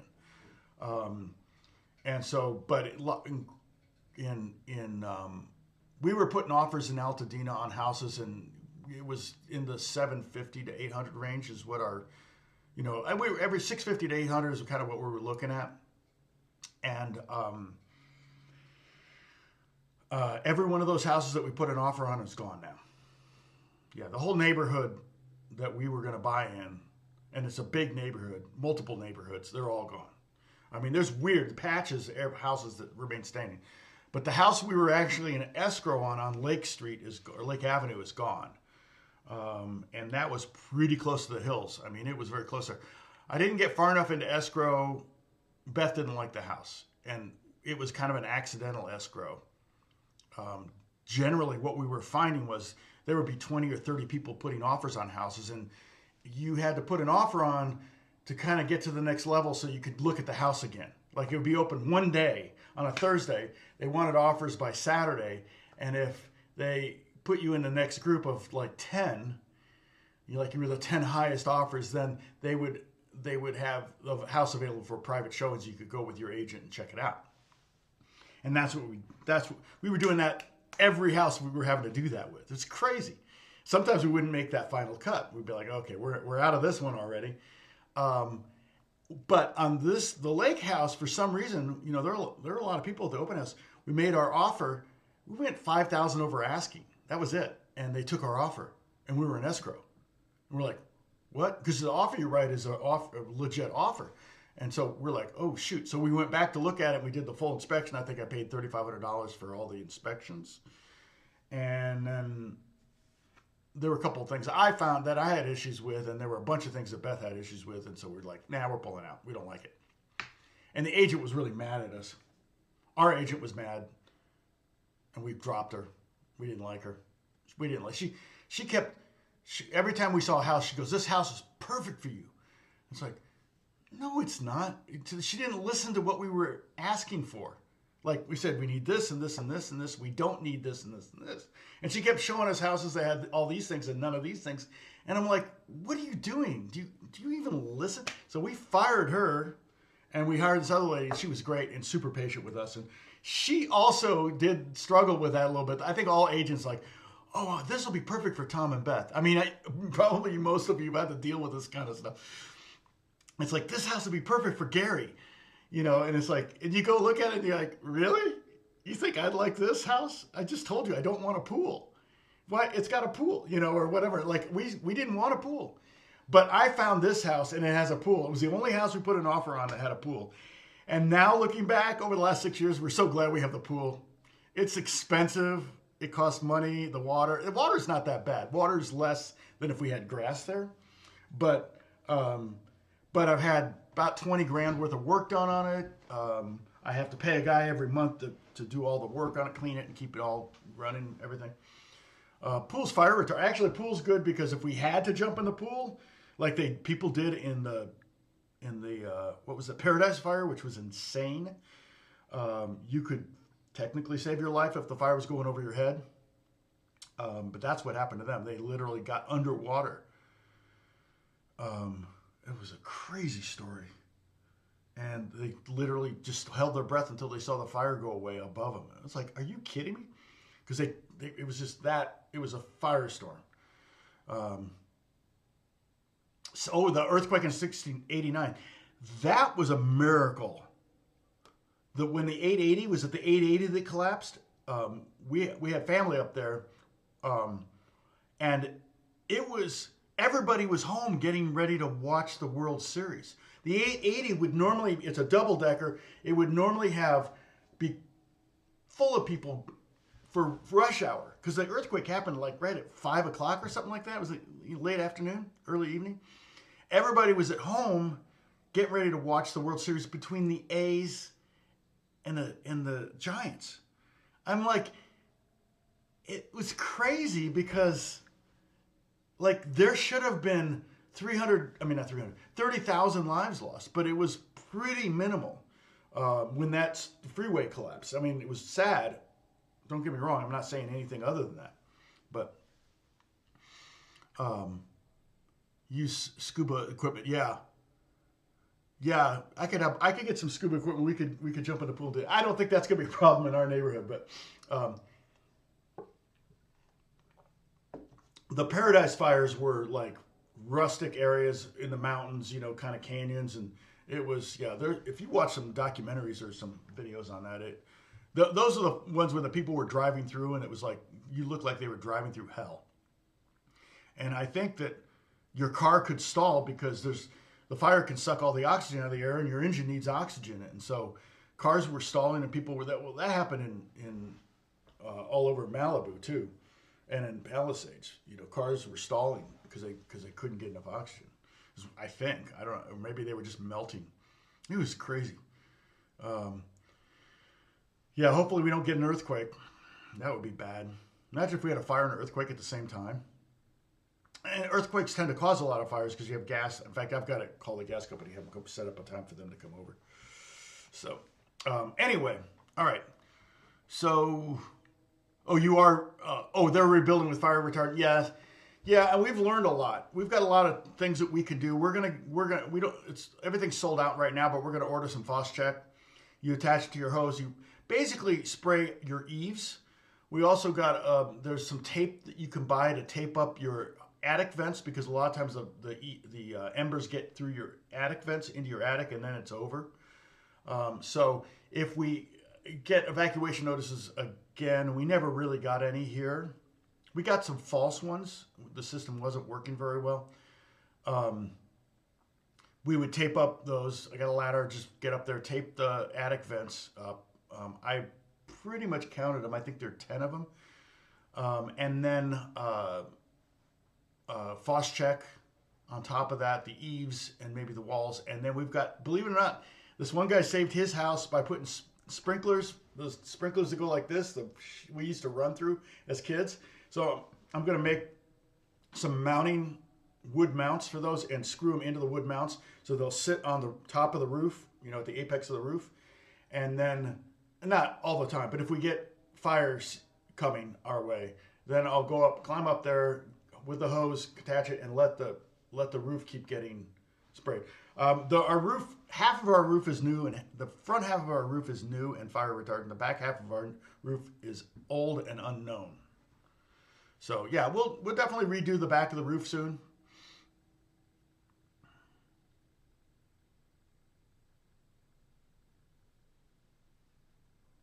Oh, interesting. 30 meters of free space. Yeah, I don't think I don't have 30 meters of free space between my houses. Yeah, it's hard. Yeah, because if one house catches on fire, then they're probably all going to catch on fire. That was kind of what was happening, but that's not true. Firemen are usually, well, if it's a house fire, firemen show up and put out the fire, and it doesn't usually spread. But with the winds, it can spread. So,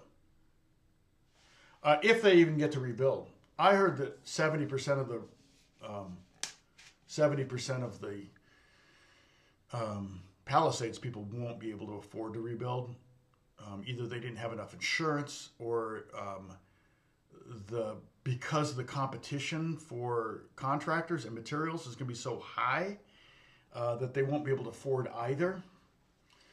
So we'll see what happens. They may just sell their land to somebody who can afford to build there, which is kind of sucks. That's the conspiracy side of all of this. Like, remember, what did they say? Oprah wanted Lahaina all to herself. And I saw a video, and I think I saw one house in Lahaina 2 years later that's being rebuilt. One house I saw. It's like, because there's no town. The town burned down. So it's like, there's no support structure. So why would you build a house where there's no town? I mean, it's basically, and the property's not worth anything, so you can't even sell it. I mean, so Oprah's probably going to go in and buy all the land. I don't know. That's the conspiracy. Or Zuckerberg, one of them. Yeah, and that's one of the things that the governor, I think, they were trying to kind of negotiate and try to get so that you could live on your property in an RV while you rebuild. Or throw up one of those quick build ADUs that you can literally build in less than 24 hours. Put it on the property, hook up electric and sewer and everything, and get to work. I know people, that lost everything. They want to get to work cleaning up their properties. They want to get there, they'll spend the weekend just shoveling stuff into dumpsters. But the dumpster, you have to get a permit to have a dumpster on your property. So you go to you'll get the permit, and there's 7,000 people in front of you in line to get the permit. It's like, no, just get a dumpster and do it. That's kind of, was it easier to ask for forgiveness than permission? And then they fine you $1,000 a day for having a dumpster on your property. That kind of stuff needs to go away. I feel like that's going to be a byproduct of a lot of this. I think you're going to find it, and obviously you don't want to build a house that's not safe, but nobody wants it. But it's like the whole homeschooling. Everybody was like, oh, homeschooling, kids are going to be idiots, because the parents and blah, blah, blah. It's like, we love our kids. That's why we homeschooled. All of our kids got straight A's in college. I don't think any of our kids got a B in college. I mean, it was just like, they were over-prepared for college. The teachers loved them because they knew how to speak to adults.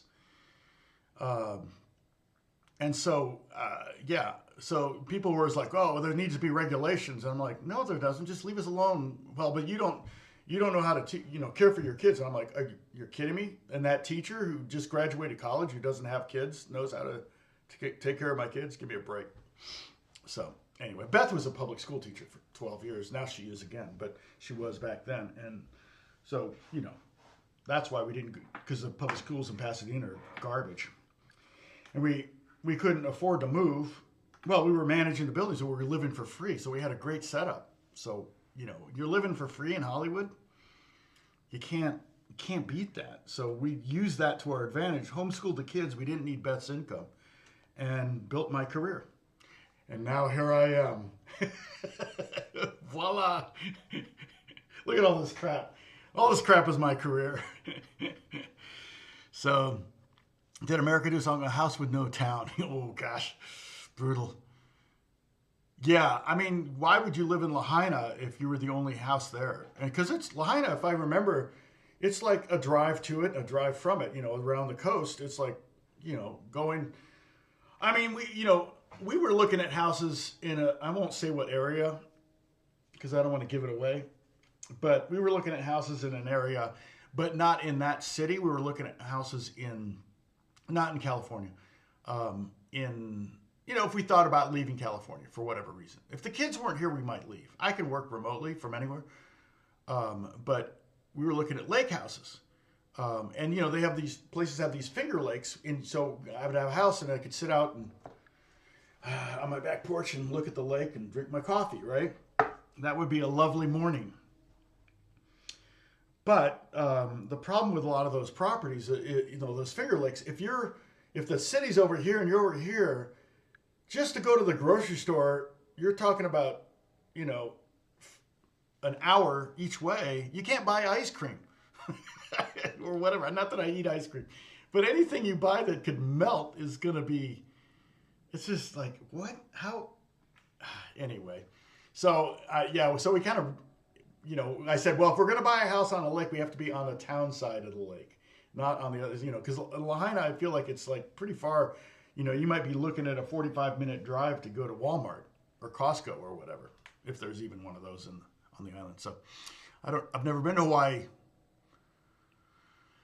No one will end up in the streets.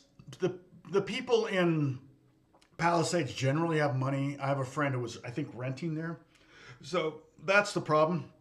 If you're a renter, you don't get insurance. You don't have homeowners insurance.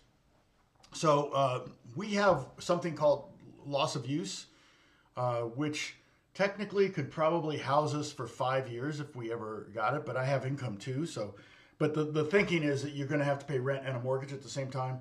So we thought about, like, what would you do if you had to do it? Well, loss of use pays the rent while you rebuild. And so the goal, though, is to under rent.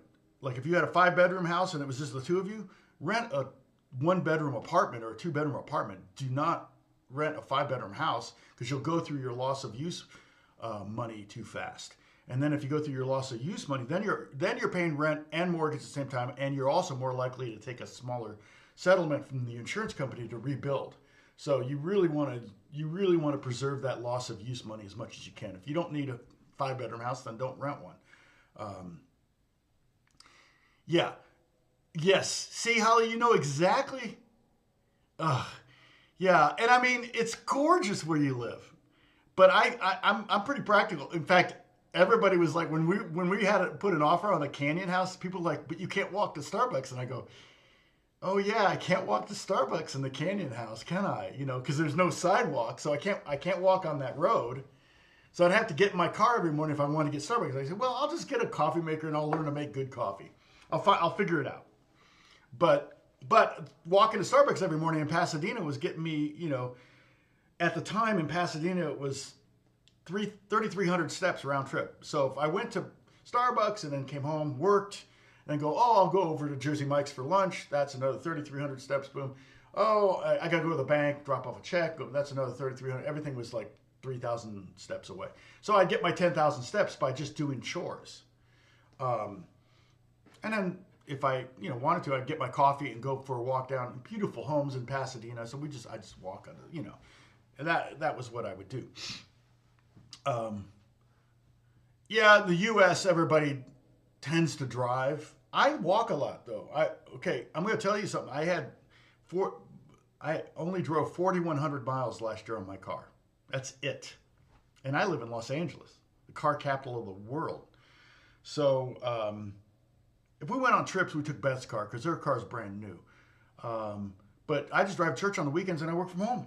I'm working here. I just do my stuff here. So occasionally I go to the studio. Even in the NAMM show, I didn't drive to Anaheim. I drove to Alex's house, and then Alex drove to from there, so we could just hang out and park. Have to not have, both have to park separately. Um, so yeah, I mean, I don't even think about it so much. I got to tell my insurance company to cut my rates because I'm like, I don't think I'm paying for 12,000 miles, but I think I told them it's 6,000, so I don't think there's a lower rate than 6,000 miles. The beauty and the fresh air, exactly. I mean, that's what you're, and the cost is an hour to Costco. But at least you have a Costco that you go to, and at Costco you can lay in supplies for okay, Holly, that's a great question. How long do you, so for, it's just you and your husband there, so how long do you lay in supplies for? Because this would be something we might have to do at some point if we want to move and live in kind of a much more naturey vibe, which Beth would love, but she also loves her job. And we love our kids, and 2 of our kids are here in LA. So far we're staying here. And that could change. Both the boys could end up moving. But how long do you, is it 2 weeks? You get 2 weeks worth of supplies, or can you actually, is it possible to get a month's worth of supplies for Costco? I'm assuming but your power goes out. Well, you have generators. See, I know a lot. You have generators. You have to have, do you have a deep freeze, or do you have a horizontal freezer? We have a vertical freezer in our garage that Beth calls the grocery store. I mean, she fills that thing up, and then she just goes there for anything she needs. Do you have that? Okay, big pantry full of non-perishable things. Yep. We have I took the pantry. The pantry's full of guitars. So Beth is using one of the bedroom closets as a pantry, which is hilarious to me. I said, I can swap that out. I wasn't thinking about that you'd need so much space. But she's got like dry beans and rice for months. She's a bit of a prepper. But when you live out there, you kind of have to be. You have a full solar system battery backup. Okay, perfect. And you have a full-size freezer downstairs. Yep. Yeah, ours is full-size, but it's vertical. So we got a full-size vertical freezer. I like the horizontal ones, but we didn't have a footprint. I like the footprint of the vertical ones. Every 2 weeks. Okay. Yeah. Oh, 3 miles away. Okay, for emergencies. Yeah. Yeah, so, yeah, and some things are hard, like you can't have cream in the fridge. I guess you could. If you leave it unopened, you could have cream. Milk would be a tough one. If you leave milk unopened, like if you bought 2 gallons of milk, leave one unopened, you could probably go 2 weeks without any milk, but like you get milk at the local store, so. Yeah, space. Yeah, the chest ones are more efficient. That's true. My in-laws have a chest one, and like I said before, they would go to the the county fair and bid and buy a cow, and then but Beth's sister would have a butcher the cow, and they'd each have a half a cow in their freezers. And like I said, it's the best steak I've ever had. Yes, I can say. Well, I have a friend that's talking about moving to Japan, and he wants to give me his, like, can I store my guitars with you? And I'm like, for one thing, I don't have any room. And then after that, I mean, if I had to make room for, like, if Alex needed to move and needed me to store his guitars, I would make room for Alex's guitars. But we're family. But a friend of mine, he wants to move to Japan, and he was talking about, letting me have his guitars to keep for him. I don't want that responsibility, because if there's a fire, I'm not grabbing his guitars. Or I don't want to grab his guitars and not mine. Like, I better grab Jeff's because he's wanting me to take care of him. I'm like, I hope Jeff has insurance. No, I said his name. So Jeff, if you're watching. But it's like, he hasn't asked me yet, but he kind of hinted at it, and I'm kind of like, I don't think I can say. I don't have the room. All of my guitar closets are all interior closets, meaning they don't have a wall shared with the outside. So if it gets too cold outside or too hot outside, they're not going to be affected by that. They're all interior closets, and so I did that on purpose, so that they wouldn't have such a radical sway. But I'm not good at taking care of guitars. I'm not keeping the humidifiers all taken care of and all that. So, Oh, half of it is one lane, bumpy dirt road. Oh, geez, so it takes about 15 minutes each way. Man, Holly. Beth would probably love to move in. I think she would. Her grandmother actually was like a hermit. Yeah, one of her grandmothers was like a hermit. Lived on a creek in a house that she built on a creek. I think she built it with her own hands, and it was a pretty decent house. Beth comes from sturdy stock. Not me. For me, roughing it is no room service after 3 a.m. Charlie, I couldn't do what you do. Yeah, I need my, well, I need a shower every now and then, nice hot shower. So, yeah, Beth would totally love it there. Oh, you're kidding me? Yeah, yeah. We may have to work our way. Well, Holly, I'll keep you in touch. We may be doing a Northern California road trip. So I need to get your location, and maybe if it's in the area we're going, I'm thinking of flying to Sacramento and renting a car and then driving to like Tahoe and Auburn's a beautiful city. I love Auburn. Folsom's kind of a cute little town too, where the prison is. The cowboy, town is kind of cute. So I'm thinking about putting together a little road trip because we just haven't seen all of Cal. We haven't never been to Yosemite, which I don't know if we do it on that trip. Never seen the redwoods. We went to Napa for Jack's wedding last year. I was unimpressed, but there are other parts of the north of the Bay Area. Marin County is supposed to be really nice. Yeah, Nevada City and Grass Valley. Yeah. So, because of the rain. Awesome, Charlie. Glad.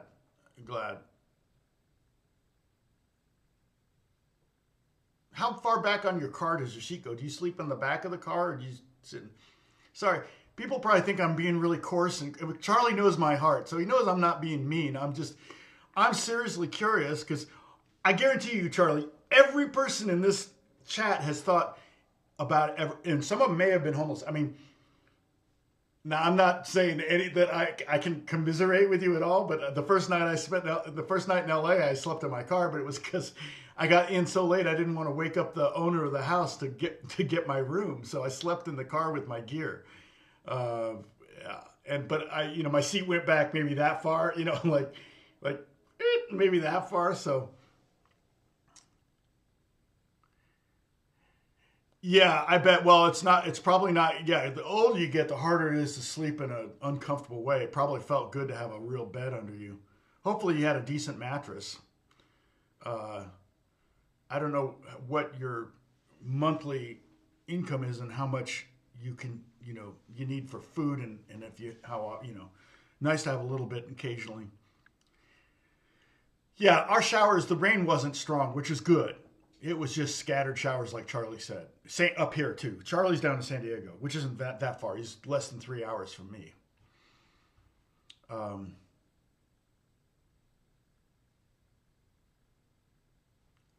Sadie, what did Sadie say?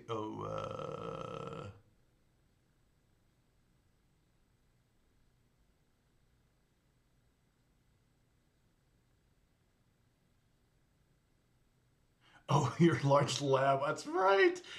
Oh my gosh. Well, he probably keeps you warm though, right? But he also wakes you up. Oh my gosh, Charlie. Ugh. Yes, that's also true, Gary. Yeah, we should try to get Charlie a little motorhome. That might work a little better, huh, Charlie? Those are, I think, a bit of a premium because in California, for one thing, they just outlawed them, which is like, well, no, they changed it, didn't they? Didn't Newsom, the law passed January 1st or something that you can't, you can't sell diesel or gas powered RVs anymore. Like certain vehicles over a certain weight can't, have to be electric. And I'm like, I have a friend that actually works for a company. He's a designer for a company that makes, they're not RVs, they're electric camper. So they attach to your car and they're electric. So They run on solar and electricity and stuff like that. Which I don't know. I can't remember the name of the company. It may be they may actually. I don't know. He like I think they do something with Rivian. They're in conjunction with Rivian, but oh, you can roll over, but she suffers. Oh, dang it, Charlie.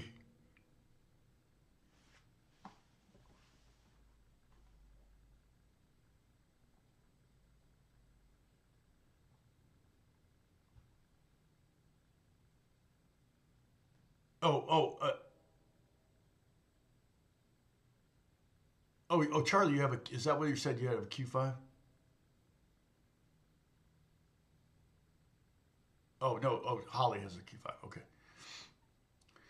Yes, that's true, Gary. The bathroom thing. So yeah, yeah. And Charlie, I believe you're in your car at night and you go to the beach during the day, and there's public bathrooms at the beach.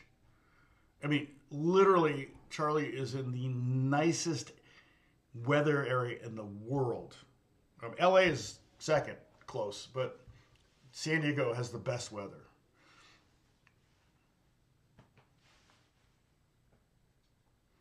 Yeah, yeah, I bet, Charlie.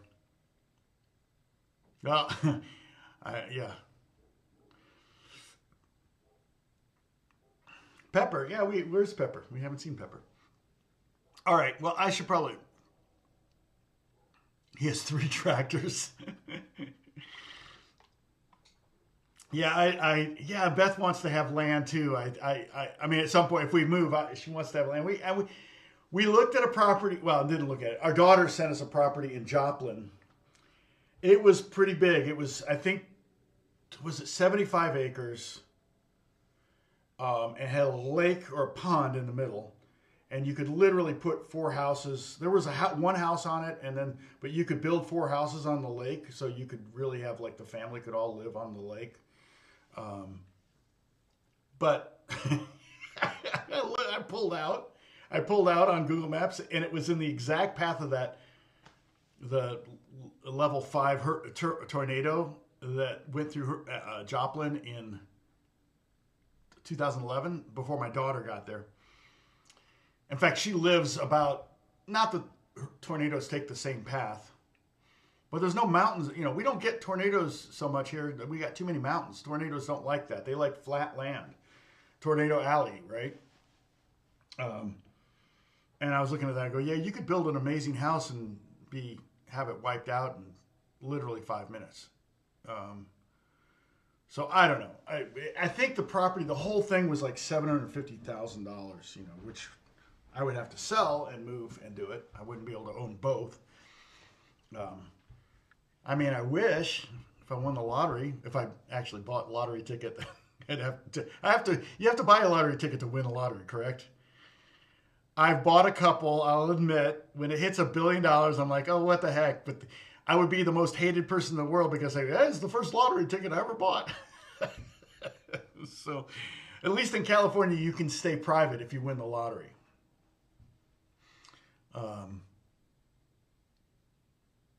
Oh, you've not been going to okay, yeah, okay. So you've been staying closer to where you normally park. Okay. Oh, okay. Memory foam mattress. Yeah, those are great. We have one of those on our bed. So, um, oh, 35. Yeah, it's only going to hit 51 today. It's going to be cold. It's going to be really cold. Now, Charlie, does the greenhouse effect generally take effect if it's 50 degrees out? Is your car still pretty warm because you and your girl are breathing in there? Does that keep it warm? Do you end up having to crack a window just because it gets too hot?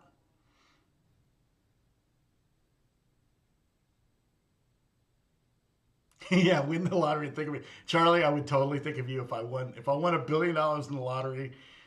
Uh, I'd I'd buy your family home in San Marino and no, I don't know if you want to be in San Marino, but it's a nice area.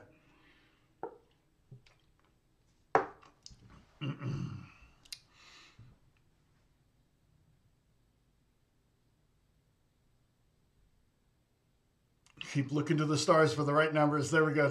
So if any of us win $1 billion in the lottery, we have to take care of Charlie, okay? Make sure he's okay. If that happens, right? So I saw that it got up to 200 and something, and then somebody won it, and it's back down to 44. So I'm talking about Mega Millions or whatever it's called. Okay, blankets help, yeah. I mean, I like sleeping in cold. In Scotland, they sleep with their windows open at night. Like, it could be 30 degrees in the bedroom, but they've got like 14 blankets on. My Scottish friend said that. She goes, yeah, no, her husband is a wimp. She goes, oh no, it's got to be cold for me to sleep.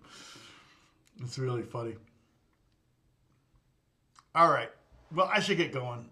It's been 2 hours, and I haven't really taught anything. I apologize. I talked about my tuning. I may do a video on that and post it because I really dig it.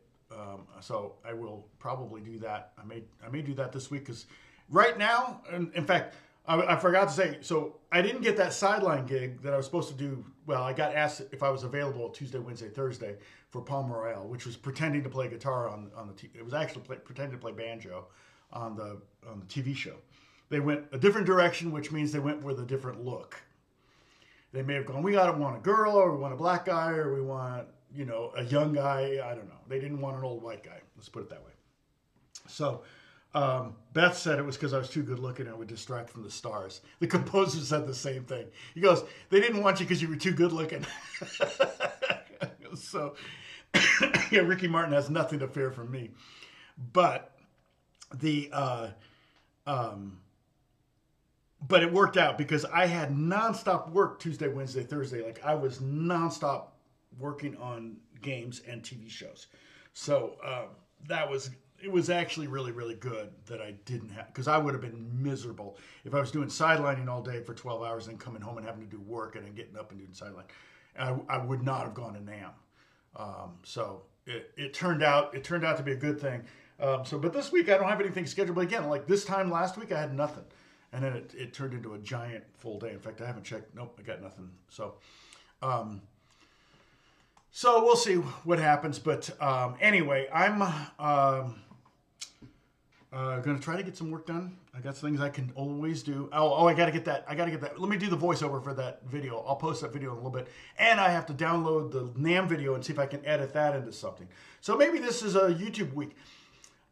It was weird because my YouTube revenues have gone down. Like, it's just the viewership's gone down because my #1 video, which was 2017, 2018, starting to get less views. I could maybe throw another ad in there.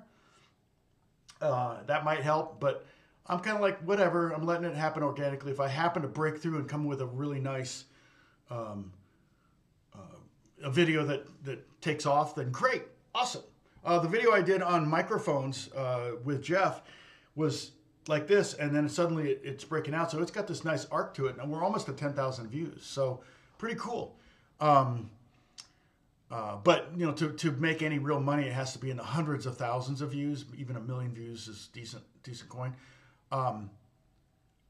But I got a bigger check than normal, and I think I have to figure out how to see this, but revenue, I think people are tipping me on videos now. You can do that, which is really cool because somebody will go, hey man, I love your video, thanks a lot, and I get $5 from them. I'm like, cool.